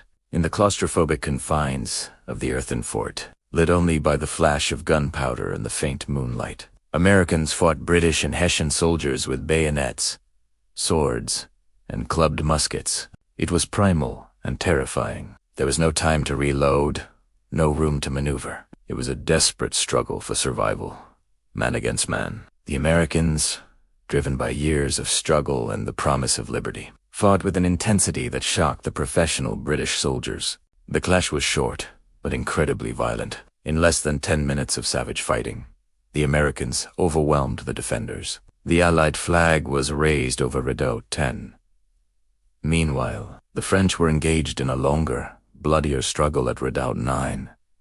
They faced a larger garrison and fiercer resistance. Yet, inspired by the American swift success, they pressed their attack with renewed vigor. After about 30 minutes of intense combat, they too were victorious. The capture of both redoubts was a stunning success. The cost was not insignificant. The Allies suffered over 100 casualties between the two assaults, but the prize was immeasurable. With Redoubts 9 and 10 in Allied hands, Washington's engineers could now complete the second siege line. They brought their heavy cannons within point-blank range of the main British fortifications. The fate of Cornwallis's army was sealed. The relentless, thunderous bombardment from these new positions became unbearable. The British defenses crumbled, and the morale of the trapped soldiers plummeted. There was no escape and no hope of relief. The heroic assault on Redoubts 9 and 10 was the final nail in the coffin for the British at Yorktown. Just 3 days later, on October 17th, a lone British drummer boy appeared on the parapet, beating the signal for a parley. 2 days after that, on October 19th, 1781, Lord Cornwallis formally surrendered his entire army. The victory at Yorktown, made possible by the bravery of the men who stormed those two small forts on a dark October night, effectively ended the American Revolution and secured American independence. It was a victory born from Allied cooperation, brilliant strategy, and the raw courage of soldiers like Alexander Hamilton who were willing to risk everything for the cause of freedom. Thank you so much for joining me on this incredible story of heroism. If you found this chapter of history as inspiring as I do, please hit that like button. And don't forget to subscribe and turn on notifications so you don't miss our next video. We'll see you next time. Hello, history buffs, and welcome back to our series on the American Revolution. Last time, we left the British Army under General Cornwallis in a very tight spot at Yorktown, completely surrounded by American and French forces. Today, in Chapter 12, we're diving into Cornwallis's desperate final gamble. Let's get into it. As October 1781 wore on, the situation for the British grew more dire by the hour. The relentless Allied bombardment was pulverizing their defenses. Supplies were dwindling to almost nothing, and his soldiers were falling to sickness and exhaustion. Cornwallis knew that staying put meant certain defeat. He had to do something, anything, to change his fate. He looked across the York River to the small British post at Gloucester Point. If he could just get his army across, maybe, just maybe, they could break through the much smaller French force stationed there and begin a desperate march north to join British forces in New York. It was a long shot, a plan born of sheer desperation, but it was his only hope. The night of October 16th was chosen for the daring escape. Under the cloak of darkness, the first wave of his best troops began to silently row across the river. The boats were small, the current was strong, and the operation was painstakingly slow. They managed to get some of the elite units, including the Guards and the 23rd Regiment, to the other side. Everything hinged on getting the rest of the army across before the Allies discovered what was happening. The fate of the entire British Southern Army hung in the balance, dependent on the weather and the silence of the night. But fate, it seems, had chosen the side. As the boats returned to ferry the next group of soldiers, the sky, which had been cleared just hours before, suddenly turned menacing. The wind began to howl, and a violent squall erupted over the river. This wasn't just a bit of rain. It was a full-blown tempest. The river turned into a churning, raging torrent. The small, overloaded boats were tossed about like corks. The storm was so fierce that it became impossible to cross. The escape was over before it had even truly begun. The storm that thwarted Cornwallis's escape was more than just bad luck. It was a catastrophic blow. The boats carrying his troops were scattered downriver by the wind and waves. Some were swamped, while others were driven far from their intended landing spots. Come morning, the American and French forces could clearly see the chaos on the river. The element of surprise was completely lost. Cornwallis had no choice but to order the troops who had made it to Gloucester point to return to the death trap of Yorktown. The desperate gamble had failed, and in doing so, it had sealed their doom. With his army now reunited but utterly demoralized, Cornwallis faced the grim reality of his situation. The escape attempt had been his last roll of the dice. Now, there were no more tricks up his sleeve. His defenses were shattered, his ammunition was nearly gone, and his men were starving and sick. The relentless Allied artillery fire continued to rain down, making every moment a living nightmare. There was no hope of reinforcement, no hope of supplies, and now, no hope of escape. The iron ring had closed shut. For General Cornwallis, the moment of truth had arrived. He had fought bravely and skillfully throughout the southern campaign, but here, at Yorktown, he was comprehensively outmaneuvered and trapped. Looking out from his headquarters at the overwhelming power of the combined American and French forces, he knew the game was up. To continue the fight would only mean the needless slaughter of his remaining men. The time for desperate plans was over. The time for surrender had come. The end of the siege, and for all practical purposes, the end of the war, was now inevitable. The morning of October 17th, 1781, marked a pivotal moment. A lone British drummer boy, no older than a teenager, mounted the shattered parapet of the British defenses. He began to beat the signal for a parley. A request to talk. The thunder of the cannons, which had been non-stop for days, slowly fell silent. Then, a British officer appeared, waving a white handkerchief as a flag of truce. He carried a message from Cornwallis to Washington, proposing a cessation of hostilities and the negotiation of terms for surrender. The fighting at Yorktown was finally over. The sight of that white flag sent a wave of euphoria through the American and French lines. After 6 long years of brutal warfare, the decisive victory they had all dreamed of was finally at hand. The soldiers, who had endured so much hardship, cheered and threw their hats in the air. The long and bloody struggle for American independence had reached its climax. While the war wouldn't officially end for another 2 years with the Treaty of Paris, the surrender at Yorktown broke the back of the British war effort and all but guaranteed America's future as a free nation. The negotiations that followed were brief. General Washington, remembering the harsh terms the British had imposed on the American army at Charleston, was in no mood to be generous. He demanded a complete and unconditional surrender. Cornwallis, claiming to be ill, sent his second-in-command, General Charles O'Hara, to surrender his sword. In a final, symbolic act, O'Hara first tried to surrender to the French commander, Rochambeau, who simply gestured towards Washington. Washington, in turn, directed O'Hara to surrender to his own General Benjamin Lincoln, the very man who had been forced to surrender at Charleston. The humiliation for the British was complete. And so, our tale of Cornwallis's desperate plans comes to a close. His last-ditch effort to escape was thwarted by a force of nature, leaving him with no option but to surrender. This moment marked the turning point that would secure American independence. Thank you so much for joining me on this journey through a crucial chapter of history. If you enjoyed this video, please give it a thumbs up. And do you forget to subscribe and hit that notification bell so you don't miss our next episode, where we'll explore the aftermath of this incredible victory. We'll see you next time. October 17th, 1781. The relentless boom of cannons that had shaken the earth for weeks suddenly fell silent. A stillness descended upon the besieged town of Yorktown, a quiet so profound it felt louder than the bombardment itself. Then, from the British ramparts, a lone figure emerged. A British officer, waving a white handkerchief, accompanied by a drummer boy beating a call for a parley. The message was for General Washington. General Charles Cornwallis, commander of the most powerful army on earth, was proposing a ceasefire. He was ready to talk terms. Can you imagine the scene? The American and French soldiers, caked in mud and gunpowder, peering over their earthworks, scarcely daring to believe what they were seeing. After 6 long, grueling years of war, was this it? Was this the beginning of the end? The tension was palpable. A single white flag fluttered in the breeze, but it carried the weight of an entire nation's future.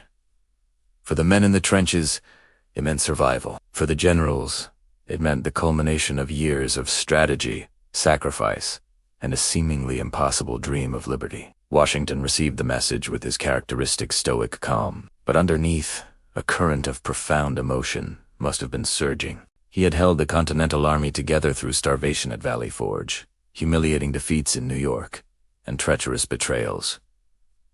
Now, victory was within his grasp. He dispatched 2 of his officers, Lieutenant Colonel John Laurens and the French Viscount Denouai, to meet with the British representatives. The initial meeting took place at the Moore House, a simple farmhouse situated between the battle lines, which was about to become one of the most significant locations in American history. The negotiations were not simple. This wasn't just about soldiers laying down their arms.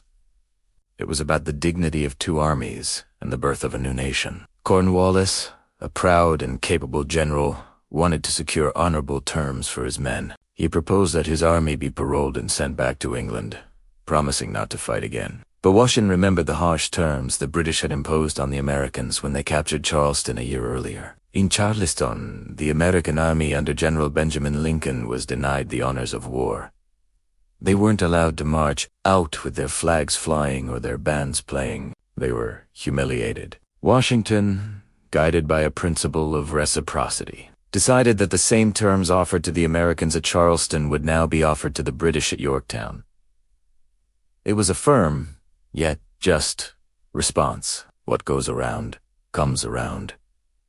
The British commissioners were taken aback. This was a bitter pill to swallow. The honors of war were a deeply ingrained military tradition, a mark of respect for a valiant, albeit defeated. For to be denied them was the ultimate indignity. They argued, they protested, but Washington and his French allies stood firm. The final articles of capitulation were drafted. The terms were clear.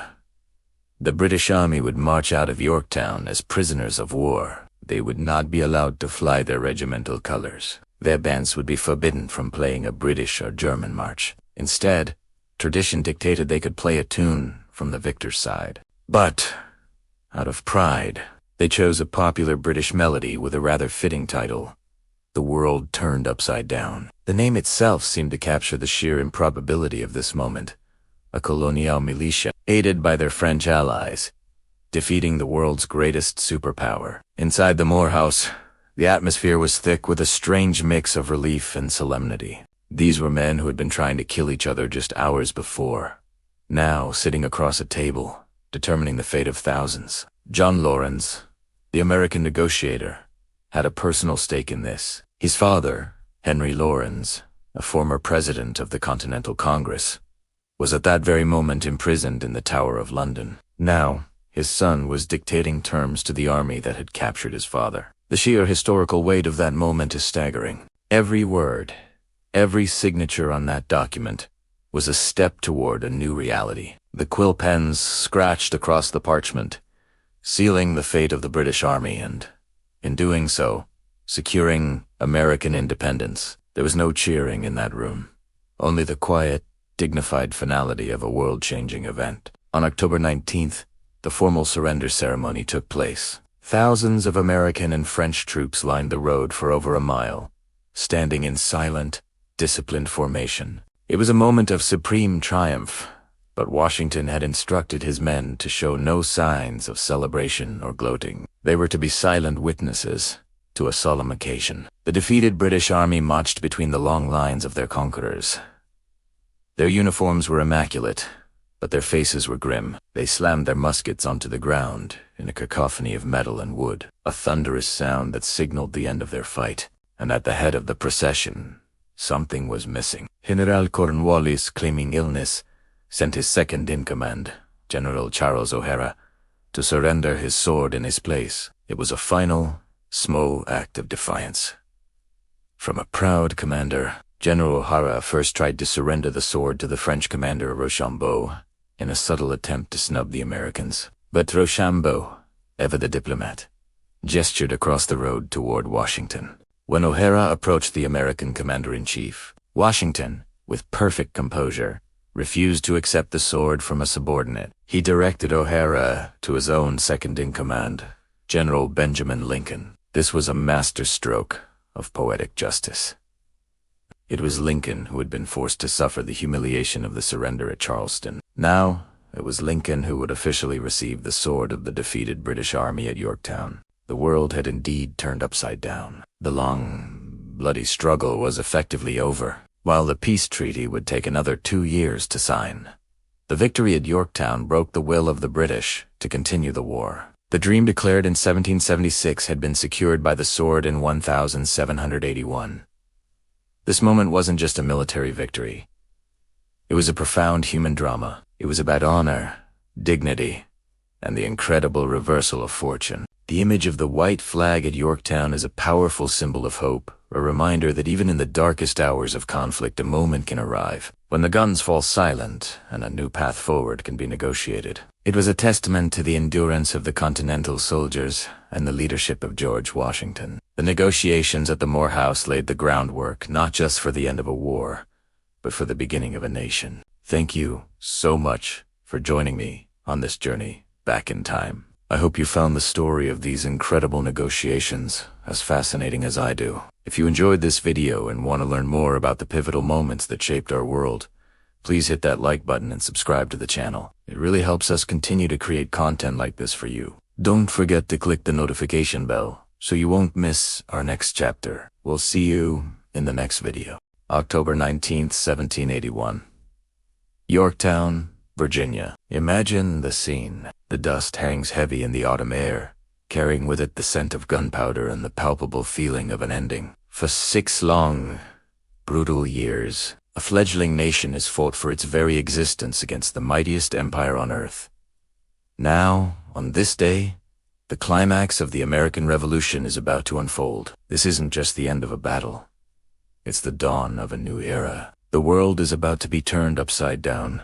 Let's transport ourselves back to that fateful morning. The combined forces of the American Continental Army and their crucial French allies form 2 long, imposing lines stretching for over a mile. On one side, the French, immaculate in their pristine white uniforms, stand with precision and discipline, a testament to European military tradition. On the other side, the Americans. They are a stark contrast, ragged, weathered, some in mismatched uniforms, others in simple frontier boots, but in their eyes is a glint of steel, a quiet, unyielding pride. They have endured hardship, starvation, and defeat, yet here they stand, on the verge of the victory they've bled for. At the head of the American line sits the stoic figure of General George Washington, mounted on his powerful horse, Nelson.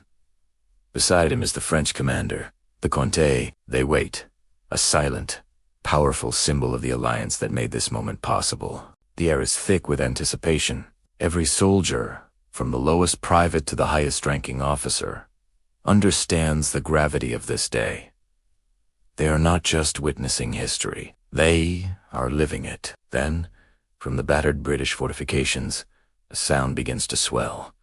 It's the sound of drums. But this is not the triumphant, morale-boosting rhythm of an army on the march. It's a slow, somber, melancholic beat. The British and their Hessian allies begin their final march, not as conquerors, but as a defeated army. Tradition dictated that a surrendering army could play a tune of their enemy's choosing. But in a gesture of magnanimity, Washington allowed them to choose their own. Their choice was strangely appropriate. A popular British tune called "The World Turned Upside Down." The lyrics speak of a time when everything is in disarray, when the natural order of things is reversed. If ponies rode men, and grass ate the cows, Disongois and summer were spring, and the other way round, then all the world would be upside down. Oh, fitting. For the soldiers of the British Empire, the world had indeed been turned upside down. The notion of a colony of farmers and merchants defeating their professional army was unthinkable. Yet here it was, happening before their very eyes. As the column of defeated redcoats marches between the lines of their victors, a subtle act of defiance occurs. Many of the British soldiers pointedly turn their heads towards the French line, refusing to make eye contact with the Americans. They found it more palatable to surrender to a traditional European power like France than to the rebellious colonials they had so long disdained. The Marquis de Lafayette, ever sharp, quickly instructs his American officers to shout down the line. "Let the men know that from this moment they are under my command, and I shall have any man who looks away from the American line arrested and punished." Instantly, heads snapped forward, forced to confront the reality of their defeat at the hands of the very people they had underestimated. The procession continues, a river of red and blue uniforms flowing towards a designated field. But as the head of the column nears Washington and Rochambeau, it becomes clear that someone is missing. Lord Cornwallis, the brilliant and proud British general whose army was now surrendering, is nowhere to be seen. Where was the commander? Instead, a different British officer, Brigadier General Charles O'Hara, rides forward. He explains that Lord Cornwallis is unwell and unable to attend the ceremony. It was a clear, final snub. A commander of Cornwallis's stature was expected to surrender his sword in person. Feigning illness was a breach of military etiquette, a last-ditch effort to save face and avoid the ultimate humiliation of personally handing over his sword to his colonial adversary. General O'Hara first attempts to surrender to the French commander, Rochambeau, continuing the effort to ignore the Americans. But Rochambeau, ever the diplomat and staunch ally, simply shakes his head and gestures across the road towards General Washington. O'Hara, looking flustered, then rides over and offers the sword to Washington. And here, Washington delivers a masterstroke of leadership and protocol. An officer of O'Hara's rank as second-in-command could not surrender to a commander-in-chief. It would be an insult to the rank and dignity of the office. So, with a calm and deliberate gesture, Washington refuses the sword. He motions to his own second-in-command, Major General Benjamin Lincoln. This choice was incredibly significant. Just a year earlier, in 1780, General Lincoln had suffered the largest American defeat of the war at Charleston, South Carolina. He had been forced to endure the humiliation of surrendering his own army to the British, by now appointing Lincoln to accept the British surrender. Washington was not only adhering to military protocol but also offering his loyal general a profound moment of redemption. It was a quiet, powerful message.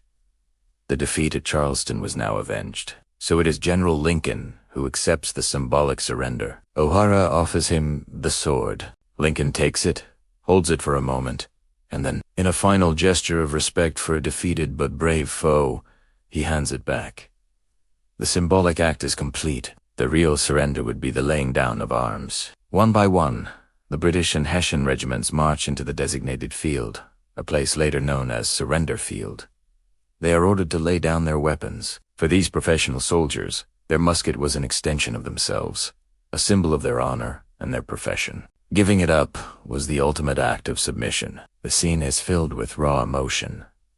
Some soldiers weep openly. Others slam their muskets on the ground with such force that they splinter and break, a final act of angry defiance. An American surgeon, Dr. James Thacker, wrote in his journal that it was a most gratifying and humiliating sight. Gratifying for the victors, humiliating for the vanquished. Over 8,000 soldiers, along with their artillery, flags, and supplies, are surrendered. The long, arduous siege is over. The battle is won. While the war would unofficially end for another 2 years until the signing of the Treaty of Paris, the surrender at Yorktown was the decisive blow. It broke the will of the British government to continue the fight. The news spread like wildfire, first through the colonies, then across the Atlantic. In Philadelphia, the Liberty Bell rang out. In London, when the Prime Minister, Lord North, heard the news, he reportedly paced his room in agitation, exclaiming, "Oh God, it is all over."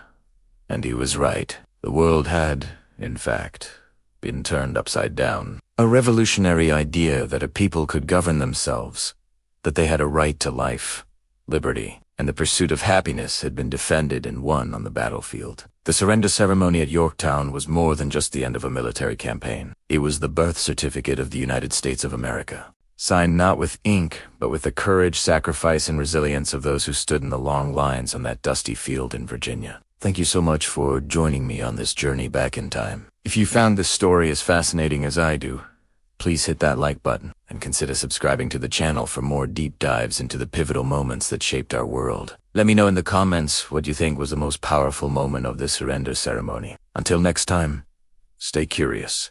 Somber, reflective music begins, slowly building in hope for years. The only lullaby our children knew was the distant rumble of artillery. The only sunrise we saw was one shrouded in the smoke of yesterday's battles. The air, thick with the metallic temps of fear and gunpowder, was all we breathed. We lived in a world painted in shades of gray, where hope was a currency we couldn't afford, a luxury from a forgotten time. Every day was a question of survival, a test of will against a tide of despair that threatened to pull us under. We told ourselves stories of a before, a time of laughter and sunshine, but they felt like fairy tales, myths whispered in the dark to frighten away the monsters of the present. The silence came first. Not a peaceful quiet, but a sudden, deafening absence. The constant thrum of war that had become the background music to our lives simply stopped. It was unnerving. We held our breath, waiting for the other shoe to drop, for the familiar cacophony to return. Was it a trick? A brief respite before an even greater storm? We looked at each other, eyes wide with a question no one dared to ask aloud. In that silence, a single bird began to sing. It was a simple, fragile melody, yet it cut through the tension like a thunderclap. It was the sound of life, audacious and defiant. Then, slowly, other sounds filled the void. A window creaking open, a hesitant footstep on the pavement, a child's tentative laugh, quickly shushed. Dan repeated louder this time, echoing in the stillness. And then, a cheer. It started as a single voice, raw and cracked with emotion, but it was quickly joined by another and another, until a wave of pure, unadulterated joy washed over the streets. It was a sound we hadn't heard in a generation. People poured out from their homes, from the basements and shelters that had become their worlds. Strangers, who had only ever shared glances of fear and suspicion, now looked at each other with dawning recognition. They were neighbors. They were countrymen. They were survivors. And in that shared realization, barriers crumbled. I saw a soldier, his uniform tattered, his face etched with the weariness of 1,000 lifetimes, simply drop his rifle. It clattered onto the cobblestones, the sound shockingly loud in the newfound peace. An old woman, her face a roadmap of grief, walked up to him. She didn't say a word. She just reached out and gently touched his cheek. He leaned into her hand, and a single tear traced a path through the grime on his face. In that moment, he wasn't a soldier anymore. He was just a boy, a son, a brother, finally home. The streets became a sea of humanity. People were laughing, crying, embracing anyone and everyone. Two soldiers from opposing sides, who just hours before had been trying to end each other's lives, now stood with their arms slung around each other's shoulders, sharing a flask and tears of relief. They weren't enemies anymore. They were just men, weary of fighting, grateful to be alive. The tears that flowed were not just of sorrow for what had been lost, but of overwhelming gratitude for what had been saved. The cheers were not just of victory, but of release. It was the sound of a collective sigh that had been held for a decade. A father lifting his daughter onto his shoulders so she could see the celebration, her eyes wide with a wonder he thought she'd never know. A young couple, separated by the front lines, finding each other in the crowd. Their reunion a silent movie of desperate hands. These weren't grand, historic moments, but small, intensely personal victories that, when woven together, created the fabric of our new reality. The dream, the one we had held on to through the darkest nights. For so long, it had felt like an impossible fantasy, a child's wish whispered to a star. To even speak of it was an act of rebellion. It was a fragile ember we had carefully guarded against the winds of war and despair. But now, standing in the streets, surrounded by the sounds of peace, that ember was being fanned into a flame. You could see it in the eyes of the people. The dream was no longer a distant star. It was the sun rising on the horizon. It was no longer impossible. It was inevitable. The years of sacrifice, the rivers of tears, the loss that had carved itself into our very souls, it had all been for this. It had meaning. We were not just survivors of a war. We were the architects of a new nation. The road ahead would be long and difficult. We had to rebuild not just our cities, but our trust, our communities, our very sense of self. But for the first time in a long, long time, we were looking forward, not back. The silence that had once been terrifying was now filled with the sound of possibility. It was the sound of a blank page, waiting for us to write our own story. It was the sound of freedom. It was the sound of silence. Finally, at peace. Thank you for joining me on this journey. If this story moved you, please consider liking the video and subscribing to the channel for more chapters of our shared history. Your support means the world. Thank you for listening. Hello history buffs, and welcome back to a deep dive into the American Revolution. Today, we're exploring the electrifying aftermath of the Siege of Yorktown. The cannons have fallen silent. The smoke has cleared, but the shockwaves from the British surrender are just beginning to ripple across the globe. This isn't just the end of a battle. It's the moment the world woke up to the birth of a new nation. Imagine being a colonist in Philadelphia, Boston, or Charleston in late October 1781.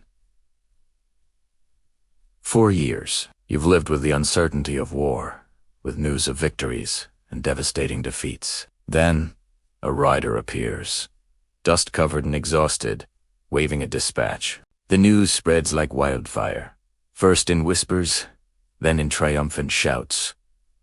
Cornwallis has surrendered. The British have surrendered at Yorktown. The reaction is immediate and explosive. Church bells, which had been silent for so long to avoid being melted down for munitions, ring out in joyous peals across the colonies. People pour into the streets, lighting bonfires that turn night into day. There are parades, prayers of thanksgiving, and toasts to General Washington, to the Continental Army, and to their French allies. For the first time in a long and brutal war, a final, decisive victory feels not just possible, but real. This was the moment of collective relief, the deep breath a nation takes after holding it for 6 long years. Now, let's cross the Atlantic. The news travels by ship, a journey that takes weeks. The first vessel carrying the astonishing report arrives not in London, but in France. On November 19, 1781, the dispatch reaches the court of King Louis XVI at Versailles. The atmosphere is electric.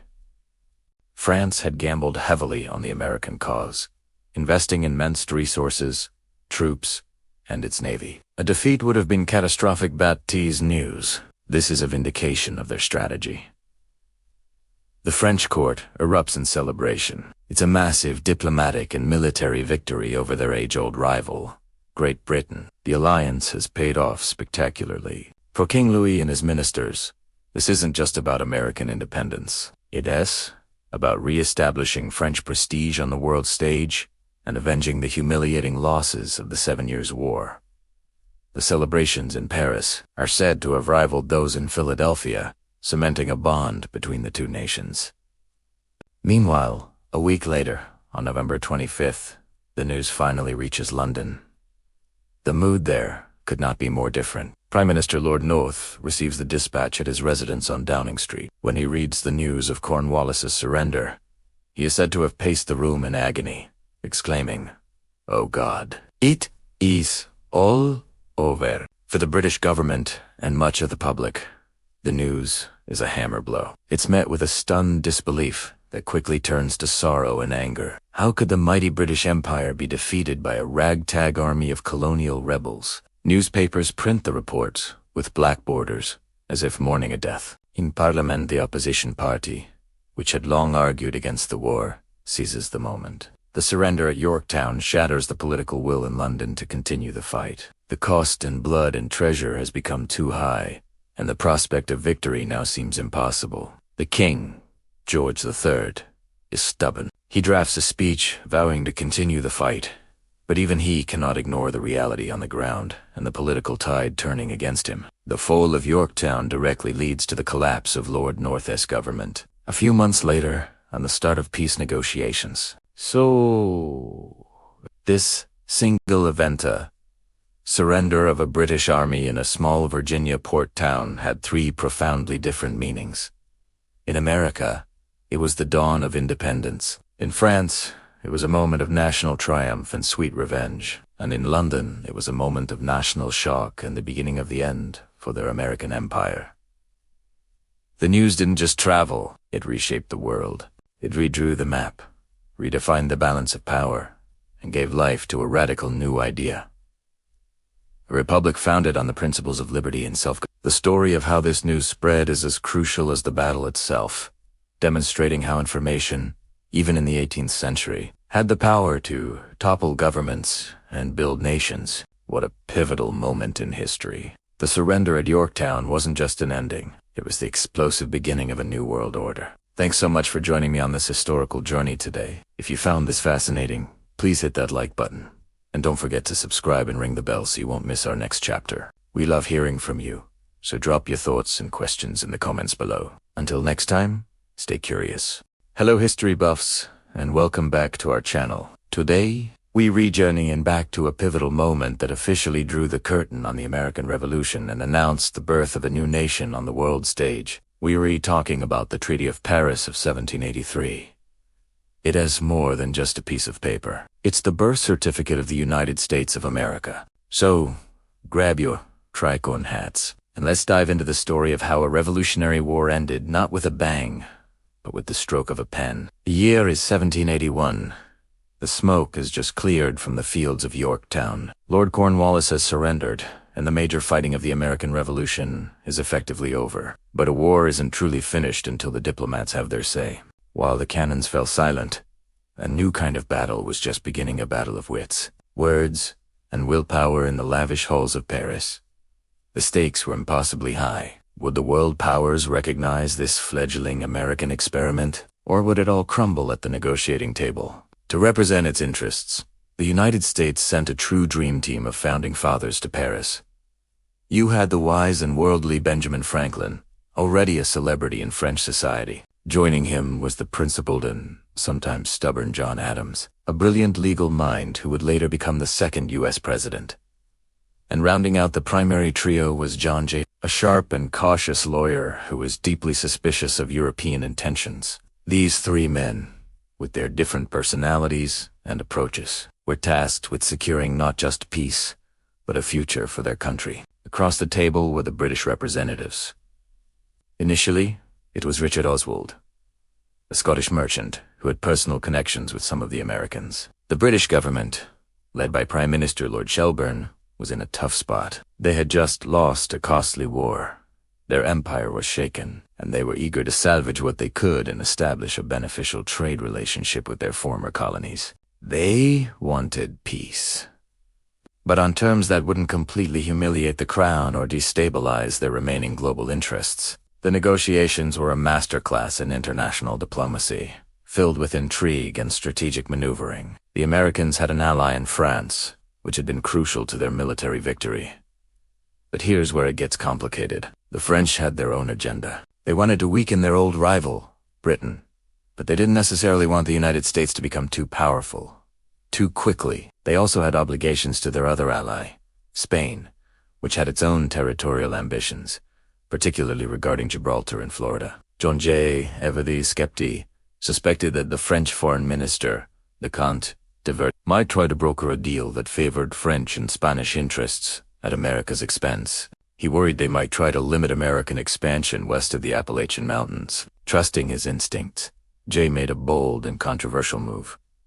He opened separate, secret negotiations directly with the British, going against the instructions from Congress to negotiate only with French consent. It was a huge gamble. This direct line of communication proved to be a game-changer. The British, seeing an opportunity to drive a wedge between the Allies, were more receptive. They realized that a strong and independent United States could be a valuable trading partner and a potential counterweight to French influence in the Americas. Benjamin Franklin, with his diplomatic charm, smoothed things over with the French, while John Adams brought his legal rigor to ensure the terms were airtight. This combination of shrewdness, pragmatism, and daring ultimately paved the way for a remarkably favorable treaty for the Americans. So, what exactly did this monumental treaty establish? Let's break down the key articles. First and foremost, Article 1 was the big one. His Britannic Majesty acknowledges the said United States to be free, sovereign, and independent states. This was it, the official, undeniable recognition they had fought and bled for. No longer rebellious colonies, but a legitimate nation in the eyes of their former ruler. This single sentence changed the course of world history. Next up was the crucial issue of boundaries. The treaty granted the United States an enormous amount of territory. Teneo Nation's borders would extend from the Atlantic Ocean in the east to the mighty Mississippi River in the west. The northern border was set along the Great Lakes, while the southern boundary was established at the 31st parallel, near the northern border of Florida. This effectively doubled the size of the original 13 colonies, giving the new nation vast lands for expansion and settlement. It was a land grant beyond their wildest dreams just a few years earlier. The treaty also addressed other practical matters. It secured fishing rights for American fishermen off the coasts of Newfoundland and Nova Scotia, a vital issue for the New England economy. It also stipulated that both nations would have perpetual access to the Mississippi River. On the more contentious side, the treaty included provisions for handling debts. It stated that creditors on both sides should be able to collect their debts, and it also recommended that states restore property confiscated from loyalists who had remained loyal to the British Crown. This last point, however, would prove to be a source of conflict for years to come, as many states were reluctant to comply. Finally, on September 3rd, 1783, the treaty was formally signed at the Hôtel de York in Paris. The world watched as the representatives of a global superpower and a scrappy new republic put their names to a document that redrew the map of North America. For Britain, it marked the end of one chapter of its empire and the beginning of a new relationship with America. For the United States, it was the culmination of a nearly decade-long struggle. It was validation. It was victory. The Treaty of Paris was more than just an end to a war. It was a beginning. It laid the foundation for the United States to grow from a coastal collection of states into a continental power. The generous boundaries fueled westward expansion and the spirit of manifest destiny. That would define much of the 19th century. It set a precedent for American diplomacy, bold, independent, and fiercely protective of its national interests. The world now had to reckon with this new player, a republic founded on ideals of liberty and self-governance. The treaty wasn't just a document. It was a promise of a future that the United States would spend the next 2.5 centuries trying to fulfill. Thank you so much for joining us on this deep dive into the Treaty of Paris.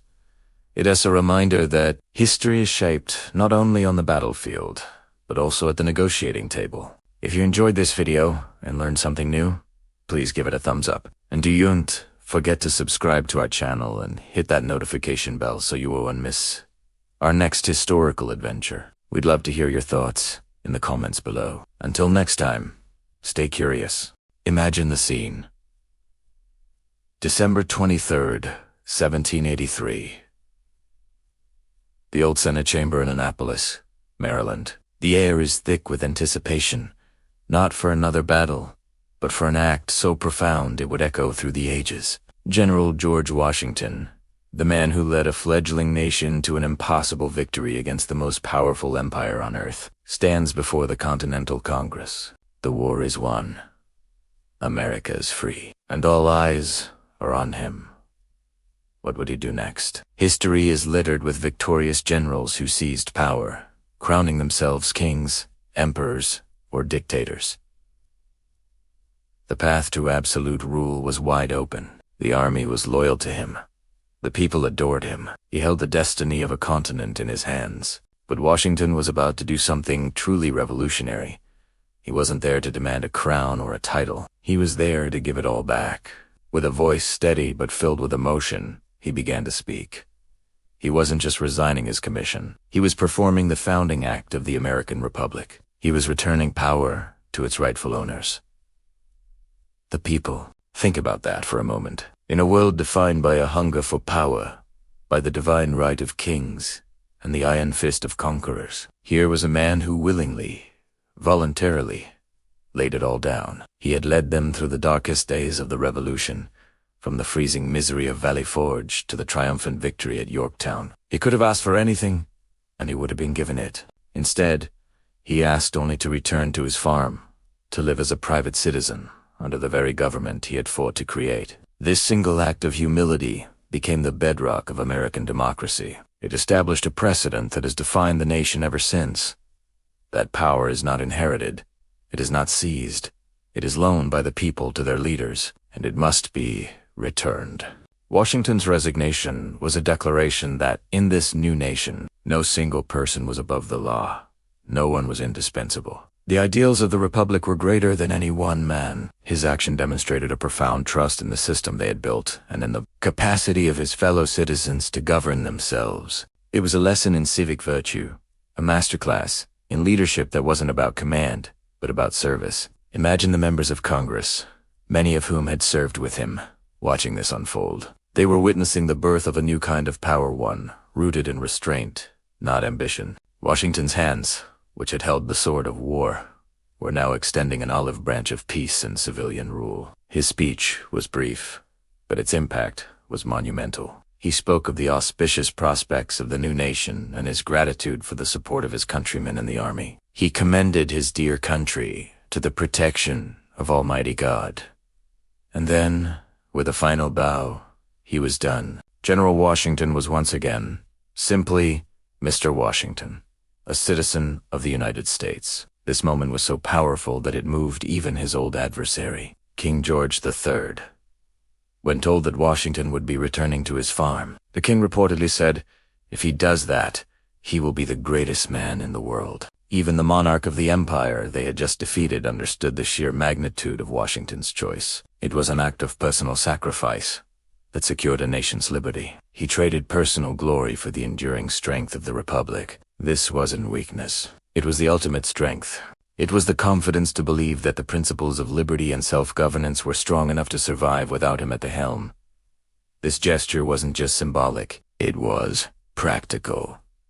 It ensured the peaceful transition of power, a cornerstone of any stable democracy. It prevented the new nation from immediately falling into a military dictatorship, a fate that has befallen so many other revolutions throughout history. Washington understood that the character of the nation would be defined not just by the battles it won, but by the principles it upheld in peace. His farewell was the final, crucial battle of the revolution, a battle not against an external enemy, but against the internal temptation of power. And by winning it, he secured the future of American freedom. So, when we think of George Washington, we often picture him crossing the Delaware or commanding troops on the battlefield. But perhaps the most powerful image is this one. A man in a quiet room, voluntarily relinquishing the ultimate authority, not out of defeat, but out of a deep and abiding love for his country and its ideals. He taught America that true leadership is not about how much power you can accumulate, but how gracefully you can hand it back. His humility wasn't just a personal trait. It was the foundational stone upon which the entire edifice of the American Republic was built. It was a promise that this new nation would be a nation of laws, not of men, a government of the people, by the people, and for the people. This legacy of servant leadership, of putting country before self, is Washington's most enduring gift to the world. It's a standard to which all future leaders would be held. He became more than a general, more than a president. He became a symbol of the peaceful transfer of power, the embodiment of the citizen leader who serves and then returns to private life. His farewell wasn't an ending. It was the true beginning of the American experiment. It was a quiet act that spoke louder than any cannon, a moment of profound humility that shaped the destiny of a nation and inspired generations of leaders around the globe. Thank you so much for joining me on this journey back in time. If you found this story as inspiring as I do, please give this video a thumbs up. And to you and F, forget to subscribe and hit that notification bell so you do an MS. Our next chapter in history, we'd love to hear your thoughts in the comments below. Until next time, stay curious. Hello, and welcome back to our journey through history. Tonight, we arrive at our final chapter, a moment to reflect on a victory that echoed across the world and shaped the destiny of a nation. The legacy of Yorktown. As the dust settled on that Virginia battlefield in 1781, more than just a war was won. A new idea of what a nation could be was born. forged in the crucible of revolution. So, find a comfortable spot. Let the world outside fade away, and let's explore the profound meaning of Yorktown together. Yorktown wasn't just the final major battle of the American Revolution. It was a testament to the human spirit. It represented the culmination of years of struggle, sacrifice, and unwavering belief in a cause that many deemed impossible. Imagine the scene. A fledgling army, often outnumbered and under-equipped, standing shoulder to shoulder with its powerful French allies, cornering one of the most formidable military forces on the planet. It was a moment that defied the odds, a story so incredible it almost feels like a legend. But the legacy of Yorktown is far more than a simple story of military triumph. It is a lesson in what can be achieved when people from different backgrounds unite for a common purpose. This is the first, and perhaps most important, pillar of its legacy.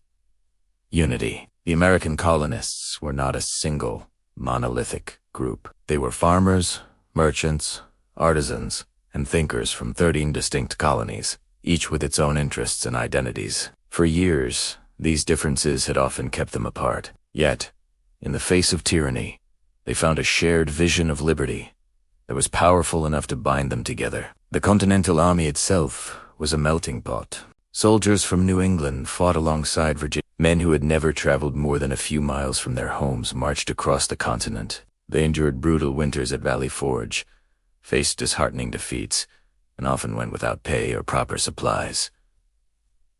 What kept them going? It was a shared commitment to the idea of self-governance, the belief that they had the right to determine their own future. This unity, tested by fire and hardship, was the bedrock upon which the victory at Yorktown was built. It taught the world that a united people, driven by a powerful idea, could overcome even the greatest of empires. The second pillar of Yorktown's legacy is courage. Not just the physical courage of the soldiers charging the redoubts under a hail of cannon fire, but a deeper, more enduring courage.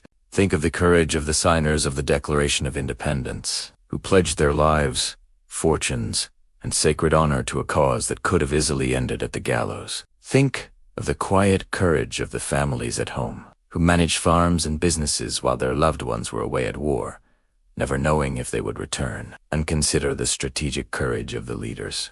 General George Washington's decision to march his army over 400 miles south from New York to Virginia was an immense gamble. It was a bold, audacious plan that required secrecy, speed, and absolute faith in his troops and his allies. A single leak, a single delay, could have spelled disaster. But Washington and his commanders showed the courage to take that risk, to seize a fleeting opportunity and turn the tide of the war for good. T-Scorche both on and off the battlefield demonstrated that freedom isn't given. It must be won through brave and decisive action. This brings us to the third pillar: strategy. Yorktown was a masterpiece of military and diplomatic coordination. It was the perfect symphony of land and sea power. A plan executed with near-perfect precision. The American and French armies, under Washington and General Rochambeau, trapped Lord Cornwallis's British forces by land. At the same time, the French fleet, commanded by Admiral de Grasse, sailed into the Chesapeake Bay at the exact right moment, blocking any chance of British escape or reinforcement by sea. This intricate dance of armies and navies, separated by an ocean, was coordinated through letters that took weeks to cross the Atlantic. It relied on trust, careful timing, and a shared understanding of the ultimate goal. The Franco-American alliance was the key that unlocked this strategic victory. The French provided not just soldiers and ships, but also essential financial support and military expertise that the young American nation desperately needed. The Siege of Yorktown was a shining example of international cooperation, proving that strategic partnerships, built on mutual respect and shared objectives, can achieve what no single nation can accomplish alone. And that leads us to the enduring bond